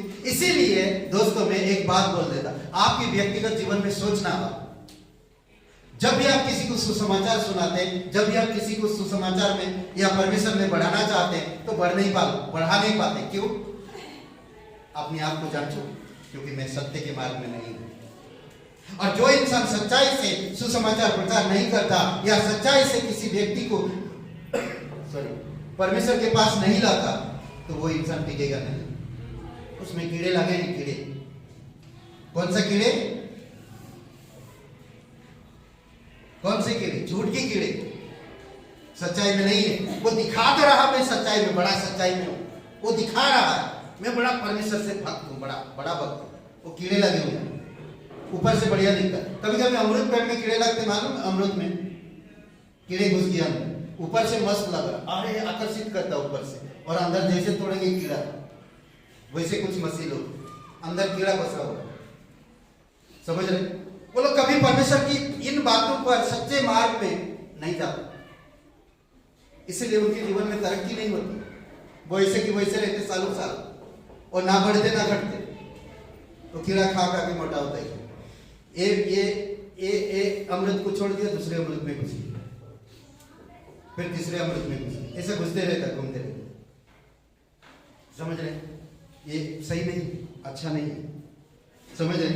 सत्य के मार्ग की निंदा, यानी कि वासना का मार्ग लेते हैं। वो लोग परमेश्वर की सच्चे मार्ग को त्याग दिए, उसका निंदा करते हैं।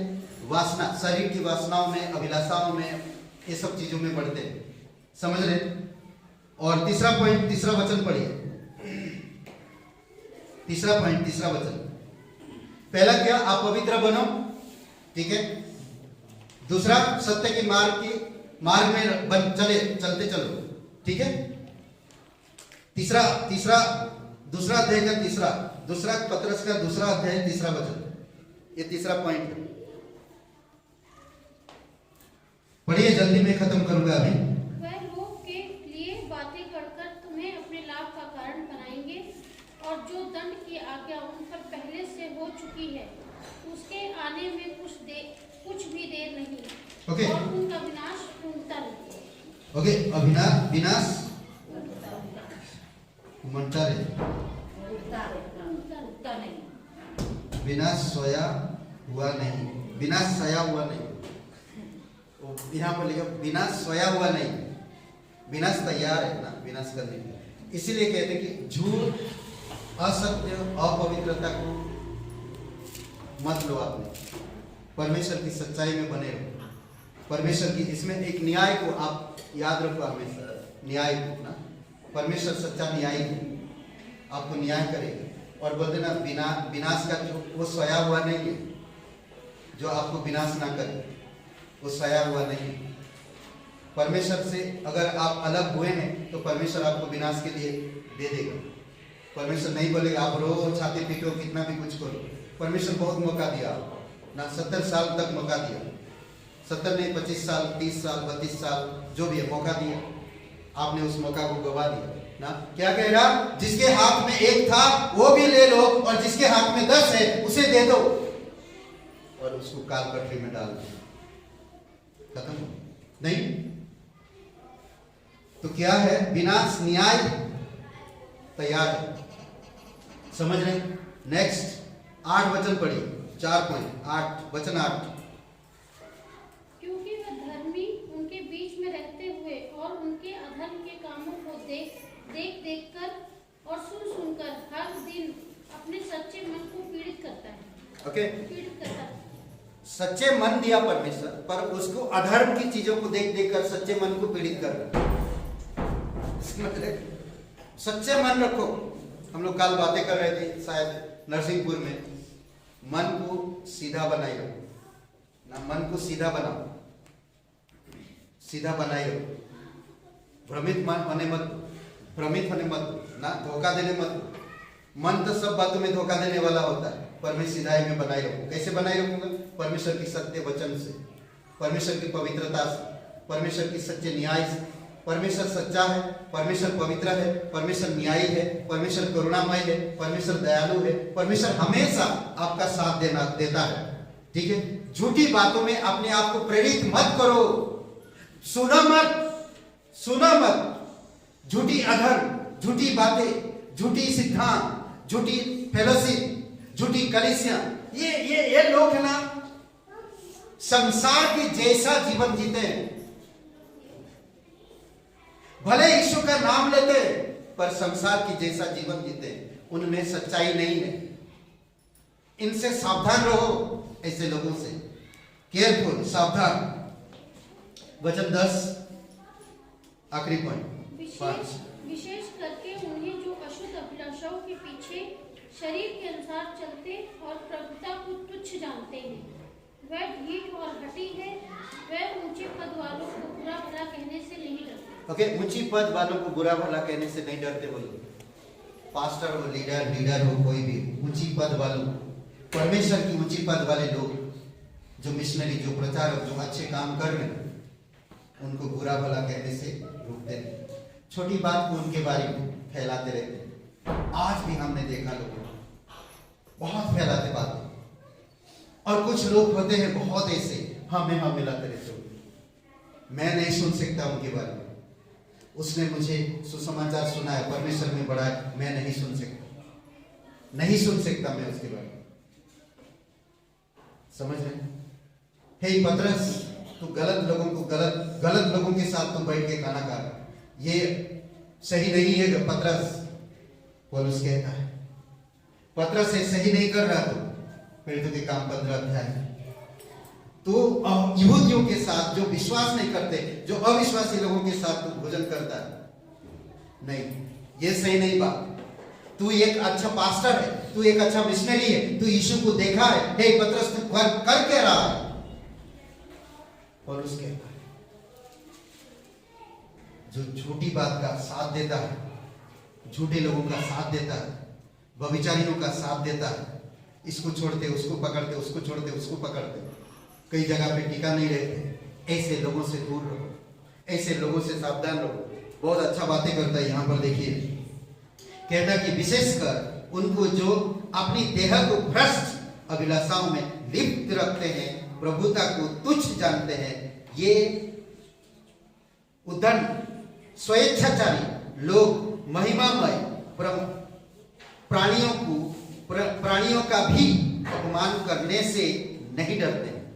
उच्चतर ना, परमेश्वर में जो सैक्रिफाइस किए हैं, परमेश्वर में जो लोग निरंतर लगा रहते, ऐसे लोगों को भी झूठ बोलने या उनको फंसाने में दूर नहीं रहते।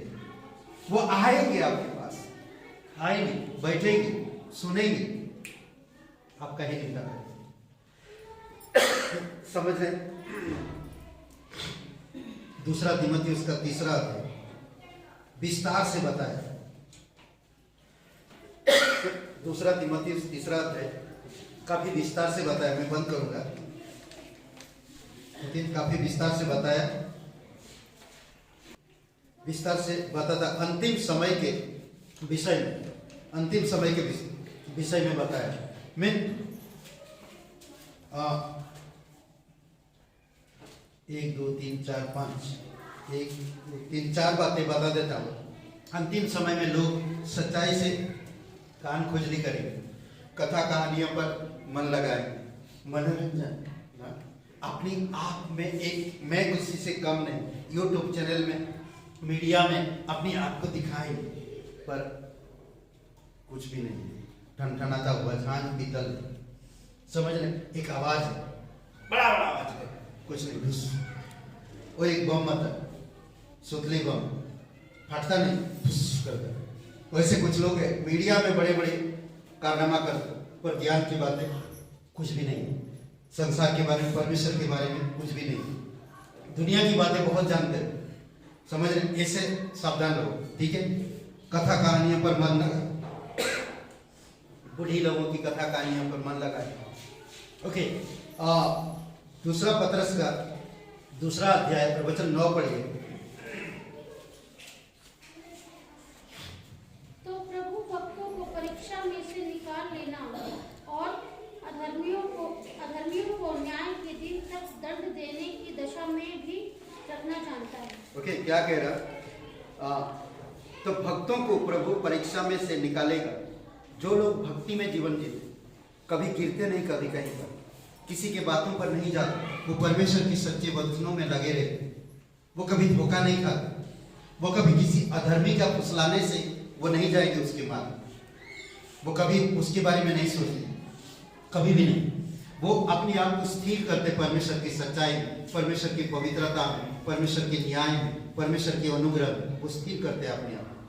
वो कभी किसी के फुसलाने से नहीं जाएंगे, समझ रहे हैं? और ना किसी के विरोध में सुनेंगे, क्योंकि वो सच्चा विश्वासी है, समझ रहे हैं? और प्रकाशित वाक्य 12:9 पढ़िए। प्रकाशित वाक्य 12:9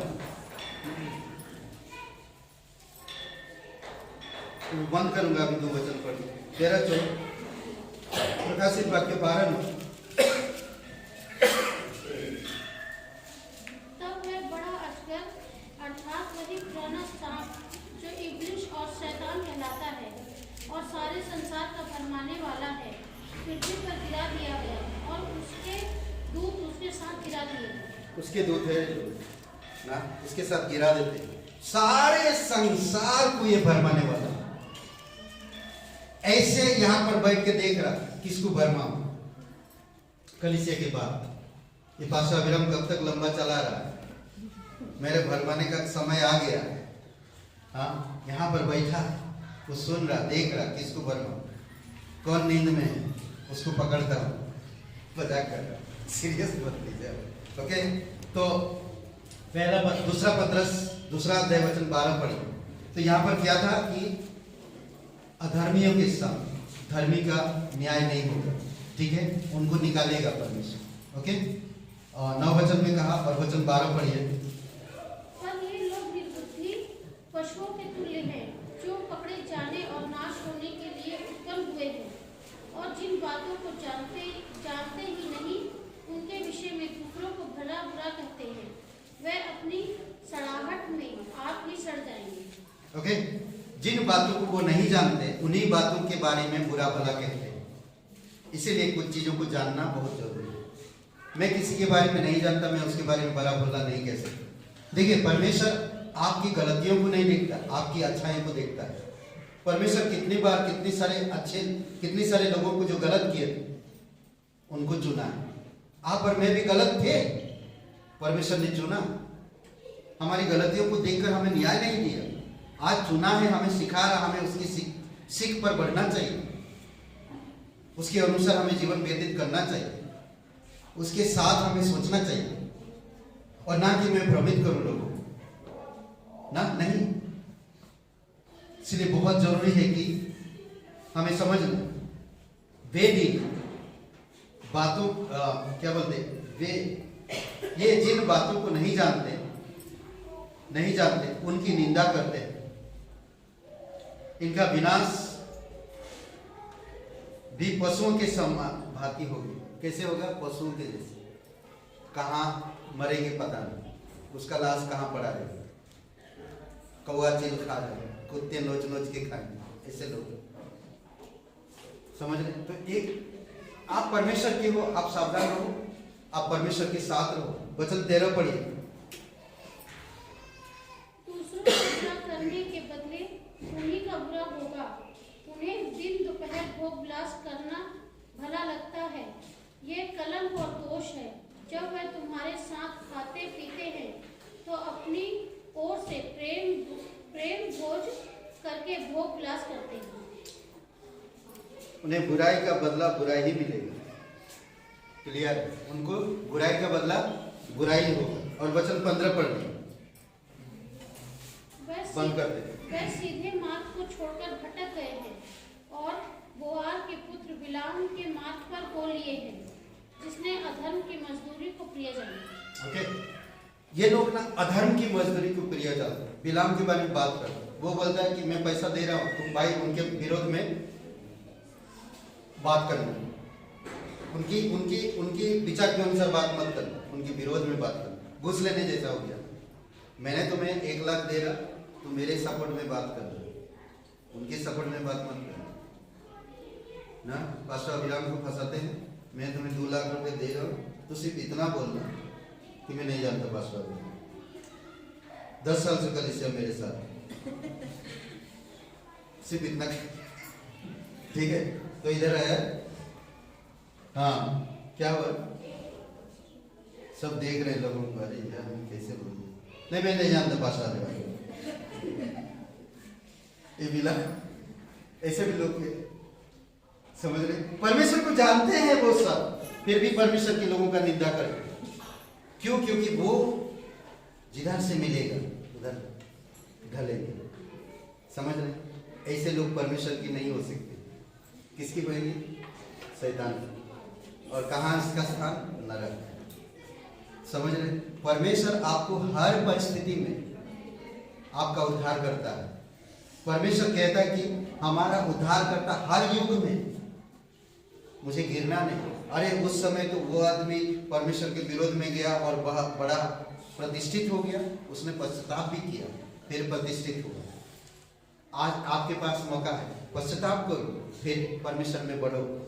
झूठ का सहारा मत लो, अधर्म का सहारा मत लो, लालच मत करो। दूसरा कोई दे रहा तो परमेश्वर को फांसी पे मत लगाओ ना, या बेचो मत। अधर्म का मार्ग मत लो, निंदा मत करो उन लोगों का जो परमेश्वर प्यार करते हैं, जिनसे निंदा मत करो। परमेश्वर का भय रखते हो, परमेश्वर का भय की आत्मा है तुम्हारे पास, तो किसी का निंदा मत करो। परमेश्वर की अनुसार चलो, परमेश्वर आपको ब्लेसिंग करेगा। स्वर्गदूतों में ऐसा हुआ, यीशु मसीह के समय पर यीशु मसीह को क्रूस पर चढ़ा दिया, कोई सुना नहीं उनकी बातें, कोई सुना नहीं। वो एक उद्धारकर्ता के रूप में आया, जो जब हमारा मसीह आएगा तो अंधों की आंखें खुलेगा, लंगड़ों को चलाएगा, बहरों को सुनने की शक्ति देगा, बीमारियों को ठीक करेगा, कोढ़ियों को सिद्ध करेगा, मरे हुओं को जीवित करेगा। ये सब कुछ जानते थे। हमारा मसीहा जब आएगा हमारी दुख तकलीफ का बोझ अपने ऊपर लेगा, वो सब कुछ जानते थे, फिर भी यीशु को रिजेक्ट कर दिया। ऐसे लोग हैं, चढ़ा दो, क्रूस पर चढ़ा दो। एक ऐसा पीढ़ी था, कहा क्रूस पर चढ़ा दो, क्रूस पर चढ़ा दो, क्रूस पर चढ़ा दो, क्रूस पर चढ़ा दो। हमें नहीं चाहिए यीशु, हमें बरअब्बा चाहिए, बरअब्बा चाहिए। जो खूनी है, जो डाकू है, जो बलात्कार है, हमें उसको चाहिए, यीशु को नहीं चाहिए। चढ़ा दो क्रूस पर। ये लोग हैं। आज एक पीढ़ी है जो आपको परमेश्वर दे रहा। आज आपके द्वारा परमेश्वर अद्भुत काम करना चाहता, जो आपके द्वारा परमेश्वर महिमा करना चाहता, जो आपके द्वारा आत्मा को जीतना चाहता। अगर मैं परमेश्वर में विश्वास में, परमेश्वर मुझे बुलाया, ऊपर की बुलाहट से बुलाया, तो मैं परमेश्वर की सिद्धांतों को समझूं, परमेश्वर के सुसमाचार को समझूं, परमेश्वर की दया प्रेम को समझूं, परमेश्वर की सामर्थ को समझूं, परमेश्वर की सुसमाचार को समझूं, और मैं जाऊं और लोगों को बताऊं कि परमेश्वर तुमसे कितना प्यार करता है और तुम्हें बचाना चाहता है। ना कि मैं किसी के बारे में झूठ बोलूं, हे पास्टर तुम्हारे साथ गलत कर रहा, पास्टर के पास पैसा जाता किधर जाता, जो तुम दान डालते हो वो किधर जाता। ये सब मेरा काम नहीं है, ये सब परमेश्वर का काम है। परमेश्वर देखता कलीसिया में, मुझे ये सब चीजों में नहीं देखना। पास्टर ने उनके साथ बात किया, उनका रिश्ता कैसा है, पास्टर या वो धनवान व्यक्ति, वो व्यक्ति जो कलीसिया में है, सब कुछ संभालते हैं, उनके साथ उनका रिश्ता कैसा, उनके साथ बीवी का नहीं जमता है। ये सब मुझे देखने के लिए नहीं आया, ये सब मैं करने के लिए नहीं आया। परमेश्वर मुझे नरक से बचाए, मैं ये सब काम नहीं कर रहा। मैं परमेश्वर के अनुग्रह को समझूं, परमेश्वर के प्रेम में बढ़ूं, परमेश्वर के सिद्धांतों में बढ़ूं, परमेश्वर के काम करूं, परमेश्वर की महिमा करूं। किसी के बारे में बुराई करना, किसी के बारे में झूठ बोलना, किसी के बारे में नहीं, ये मेरा काम नहीं, ये परमेश्वर का काम। आमीन। आइए प्रार्थना करते हैं। पवित्र परमेश्वर पिता, हम धन्यवाद देते हैं, आपकी स्तुति महिमा करते प्रभु। तू हमारा उद्धार करता है हर युग में, हर समय, हर परिस्थिति, सबकी आंखें बंद है, सबकी सर झुकी हुई है। आप अगर कभी विश्वास नहीं किए यीशु मसीह आपसे, परमेश्वर आपसे बहुत प्यार करता है, परमेश्वर आपको बचाना चाहता है, एक नया जीवन देना चाहता है। अगर आप विश्वास करना चाहते हो, आप उद्धार पाना चाहते हो, नरक से बचना चाहते हो, बुरे चीजों से या विनाश से अनंत जीवन पाना चाहते हैं, उद्धार पाना चाहते हैं, मुक्ति पाना चाहते हैं, तो आज मेरे साथ ये प्रार्थना को आप कर सकते हैं। आपके मन के अंदर सच्चे दिल से, सच्चे मन से आप ये प्रार्थना कर सकते हैं। कहिए, हे यीशु, मैं जानता हूँ मैं एक पापी इंसान, मैं खुद को नहीं बचा सकता। मैं धन्यवाद करता हूँ तो मेरे पापों के कारण क्रूस पर बलिदान हुआ। हे यीशु, धन्यवाद करता हूँ तुम मेरे लिए बलिदान हुआ, कब्र में गए, तीसरे दिन जीवित हो गए। हे यीशु, मैं तन मन से तेरे बलिदान पर, तेरे गाड़े जाने पर, तेरे जी उठ के मैं विश्वास करता हूँ, धन्यवाद देता हूँ। तू जीवित परमेश्वर, तू पवित्र परमेश्वर, एकलौता पुत्र यीशु नासरी, मेरा मुक्तिदाता, मेरा उद्धार करता, मुझे माफ कर दीजिए यीशु के नाम से। प्रत्येक की आंखें बंद है, प्रत्येक लोगों की सर झुकी हुई है। कोई भाई बहन ये पहली बार की है प्रार्थना, तो एक क्षण के लिए अपने हाथ ऊपर करके नीचे रख सकते हैं, एक क्षण के लिए। कोई पहली बार ये प्रार्थना की है भाई बहन, धन्यवाद प्रभु यीशु, प्रत्येक लोगों को अभिषेक करो तेरी दया और तेरी कृपा के अनुसार तो उपाय कर पिता। तू सच्चा है, तू लोगों से प्यार करता, लोगों को सिखाता, लोगों को बढ़ाता है पिता। घटी कमी को लोगों की दूर करना प्रभु यीशु, आप बुद्धि समझ की आत्मा के साथ अगुवाई करना, पराक्रम की आत्मा, समझ की आत्मा, युक्ति करने वाली आत्मा, परमेश्वर की भय की आत्मा प्रभु प्रत्येक हृदय आत्मा में समाया आपने उनको जागृत करना, प्रेरित करना और अगुवाई करना पिता। इस क्रिसमस सीजन में प्रभु अद्भुत तरीके से काम करना, धन्यवाद देते हैं, तेरी स्तुति महिमा करते हैं। प्रत्येक लोगों को अभिषेक करो, यीशु मसीह के नाम से मांगते हैं, आमीन।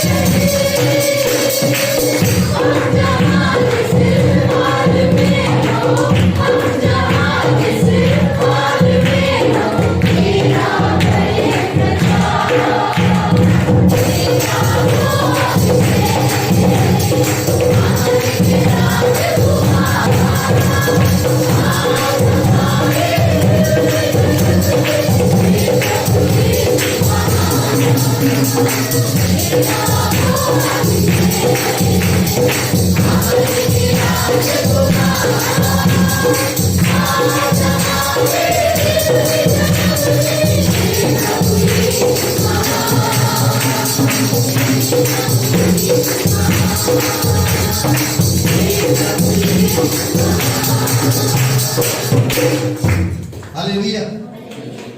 कौन थी? भाई है। ओके ओके, बहुत बहुत धन्यवाद। हम करते प्रार्थना में, ठीक है। और एक सूचना है, मंगलवार को फिनिक्स के सामने 5 बजे प्रचार है, ठीक है। जो भी आना चाहते आ सकते हैं, ठीक है। और अगर आप लोग खुद अपने व्यक्तिगत के लिए टोपी ले सकते हैं, क्रिसमस वाला ना, रेड कलर में, तो ले सकते हैं। कोई मुखड़ा ले सकते हैं, कोई पूरा ड्रेस ले सकते हैं, कोई पहन कर आ सकते हैं तो अच्छा रहेगा, तो रेड कलर ग्रीन कलर में पहन कर आएंगे, ठीक है। अगर आएंगे ठीक है, अच्छा रहेगा। और दूसरी बात है कि जो भी आप मदद करना चाहते हैं, जो भी 1000, 1200, 2000, 50,000, 20,000, जो भी जयप्रकाश जी है, अभी तक हम लोग के पास 22 तारीख को प्रोग्राम है, अभी तक सिर्फ 7,000 मैं भी थोड़ा, परमेश्वर बड़ा है, मैं भी थोड़ा, हम लोग इंसान, बट परमेश्वर पे भरोसा रखेंगे, परमेश्वर पूरा करेगा। कितने 50,000 की जरूरत है हमें, ठीक है। तो प्रार्थना करिए, और जो भी हेल्प करना चाहते हैं आप जयप्रकाश जी को दीजिएगा। ओके, बहुत बहुत धन्यवाद। आइए प्रार्थना करते हैं। पवित्र, महान और सर्वशक्तिमान परमेश्वर पिता, तेरी स्तुति महिमा करते प्रभु यीशु मसीह, स्वर्ग और पृथ्वी मानने वाला, प्रत्येक लोगों को जानने वाला प्रभु, तेरी अनुग्रह के अनुसार, तेरी सामर्थ के अनुसार प्रत्येक लोगों के जीवन में आप आशीषित करो। तेरे वचन में बढ़ाओ पिता, गलत मार्ग, गलत विचार, गलत अभिलाषाओं से दूर रखो प्रभु। तेरे सिद्धांतों में, तेरी पवित्रता में, तेरे सच्चे मार्ग में और तेरे लोगों की महिमा में प्रभु प्रत्येक लोगों को बढ़ाना पिता। धन्यवाद देते, घटी कमी को दूर करना, घर परिवार में बच्चों को सुरक्षित रखना पिता। दिशा के लिए प्रार्थना करते हैं, आप उसे छूना और संपूर्ण रूप से चंगाई देना पिता। नीतू सिंह प्रार्थना करते हैं, जो भी शरीर में दिक्कत प्रभु यीशु तेरे नाम से दूर करना और चंगाई देना। सर्दी जुकाम इस समय में प्रभु बच्चों को, बड़ों को, घर परिवारों में प्रभु आप ब्लेसिंग करना, सुरक्षित रखना। ठंडी के मौसम में बच्चे बड़े सभी लोग आपकी सुरक्षा में बनाए रखना प्रभु यीशु। धन्यवाद जीवित और पराक्रमी परमेश्वर, धन्यवाद देते पिता। प्रत्येक लोगों को अभिषेक करो और अगुवाई करो। अद्भुत समय दीजिए आने वाले समय में। कल प्रार्थना है, मंगलवार को प्रचार है प्रभु यीशु, बुधवार को सभा है पिता। हम प्रार्थना करते हैं 22 तारीख को जो प्रोग्राम है, 25 को जो प्रोग्राम है प्रभु, तेरी दया के अनुसार आप अगुवाई करो तेरी सामर्थ में। धन्यवाद, प्रत्येक लोगों को अभिषेक करो आज का दिन को, इस समय को। और यह प्रार्थना हम सर्वशक्तिमान हमारे उद्धार करता यीशु मसीह के नाम से मांगते हैं, आमीन आमीन।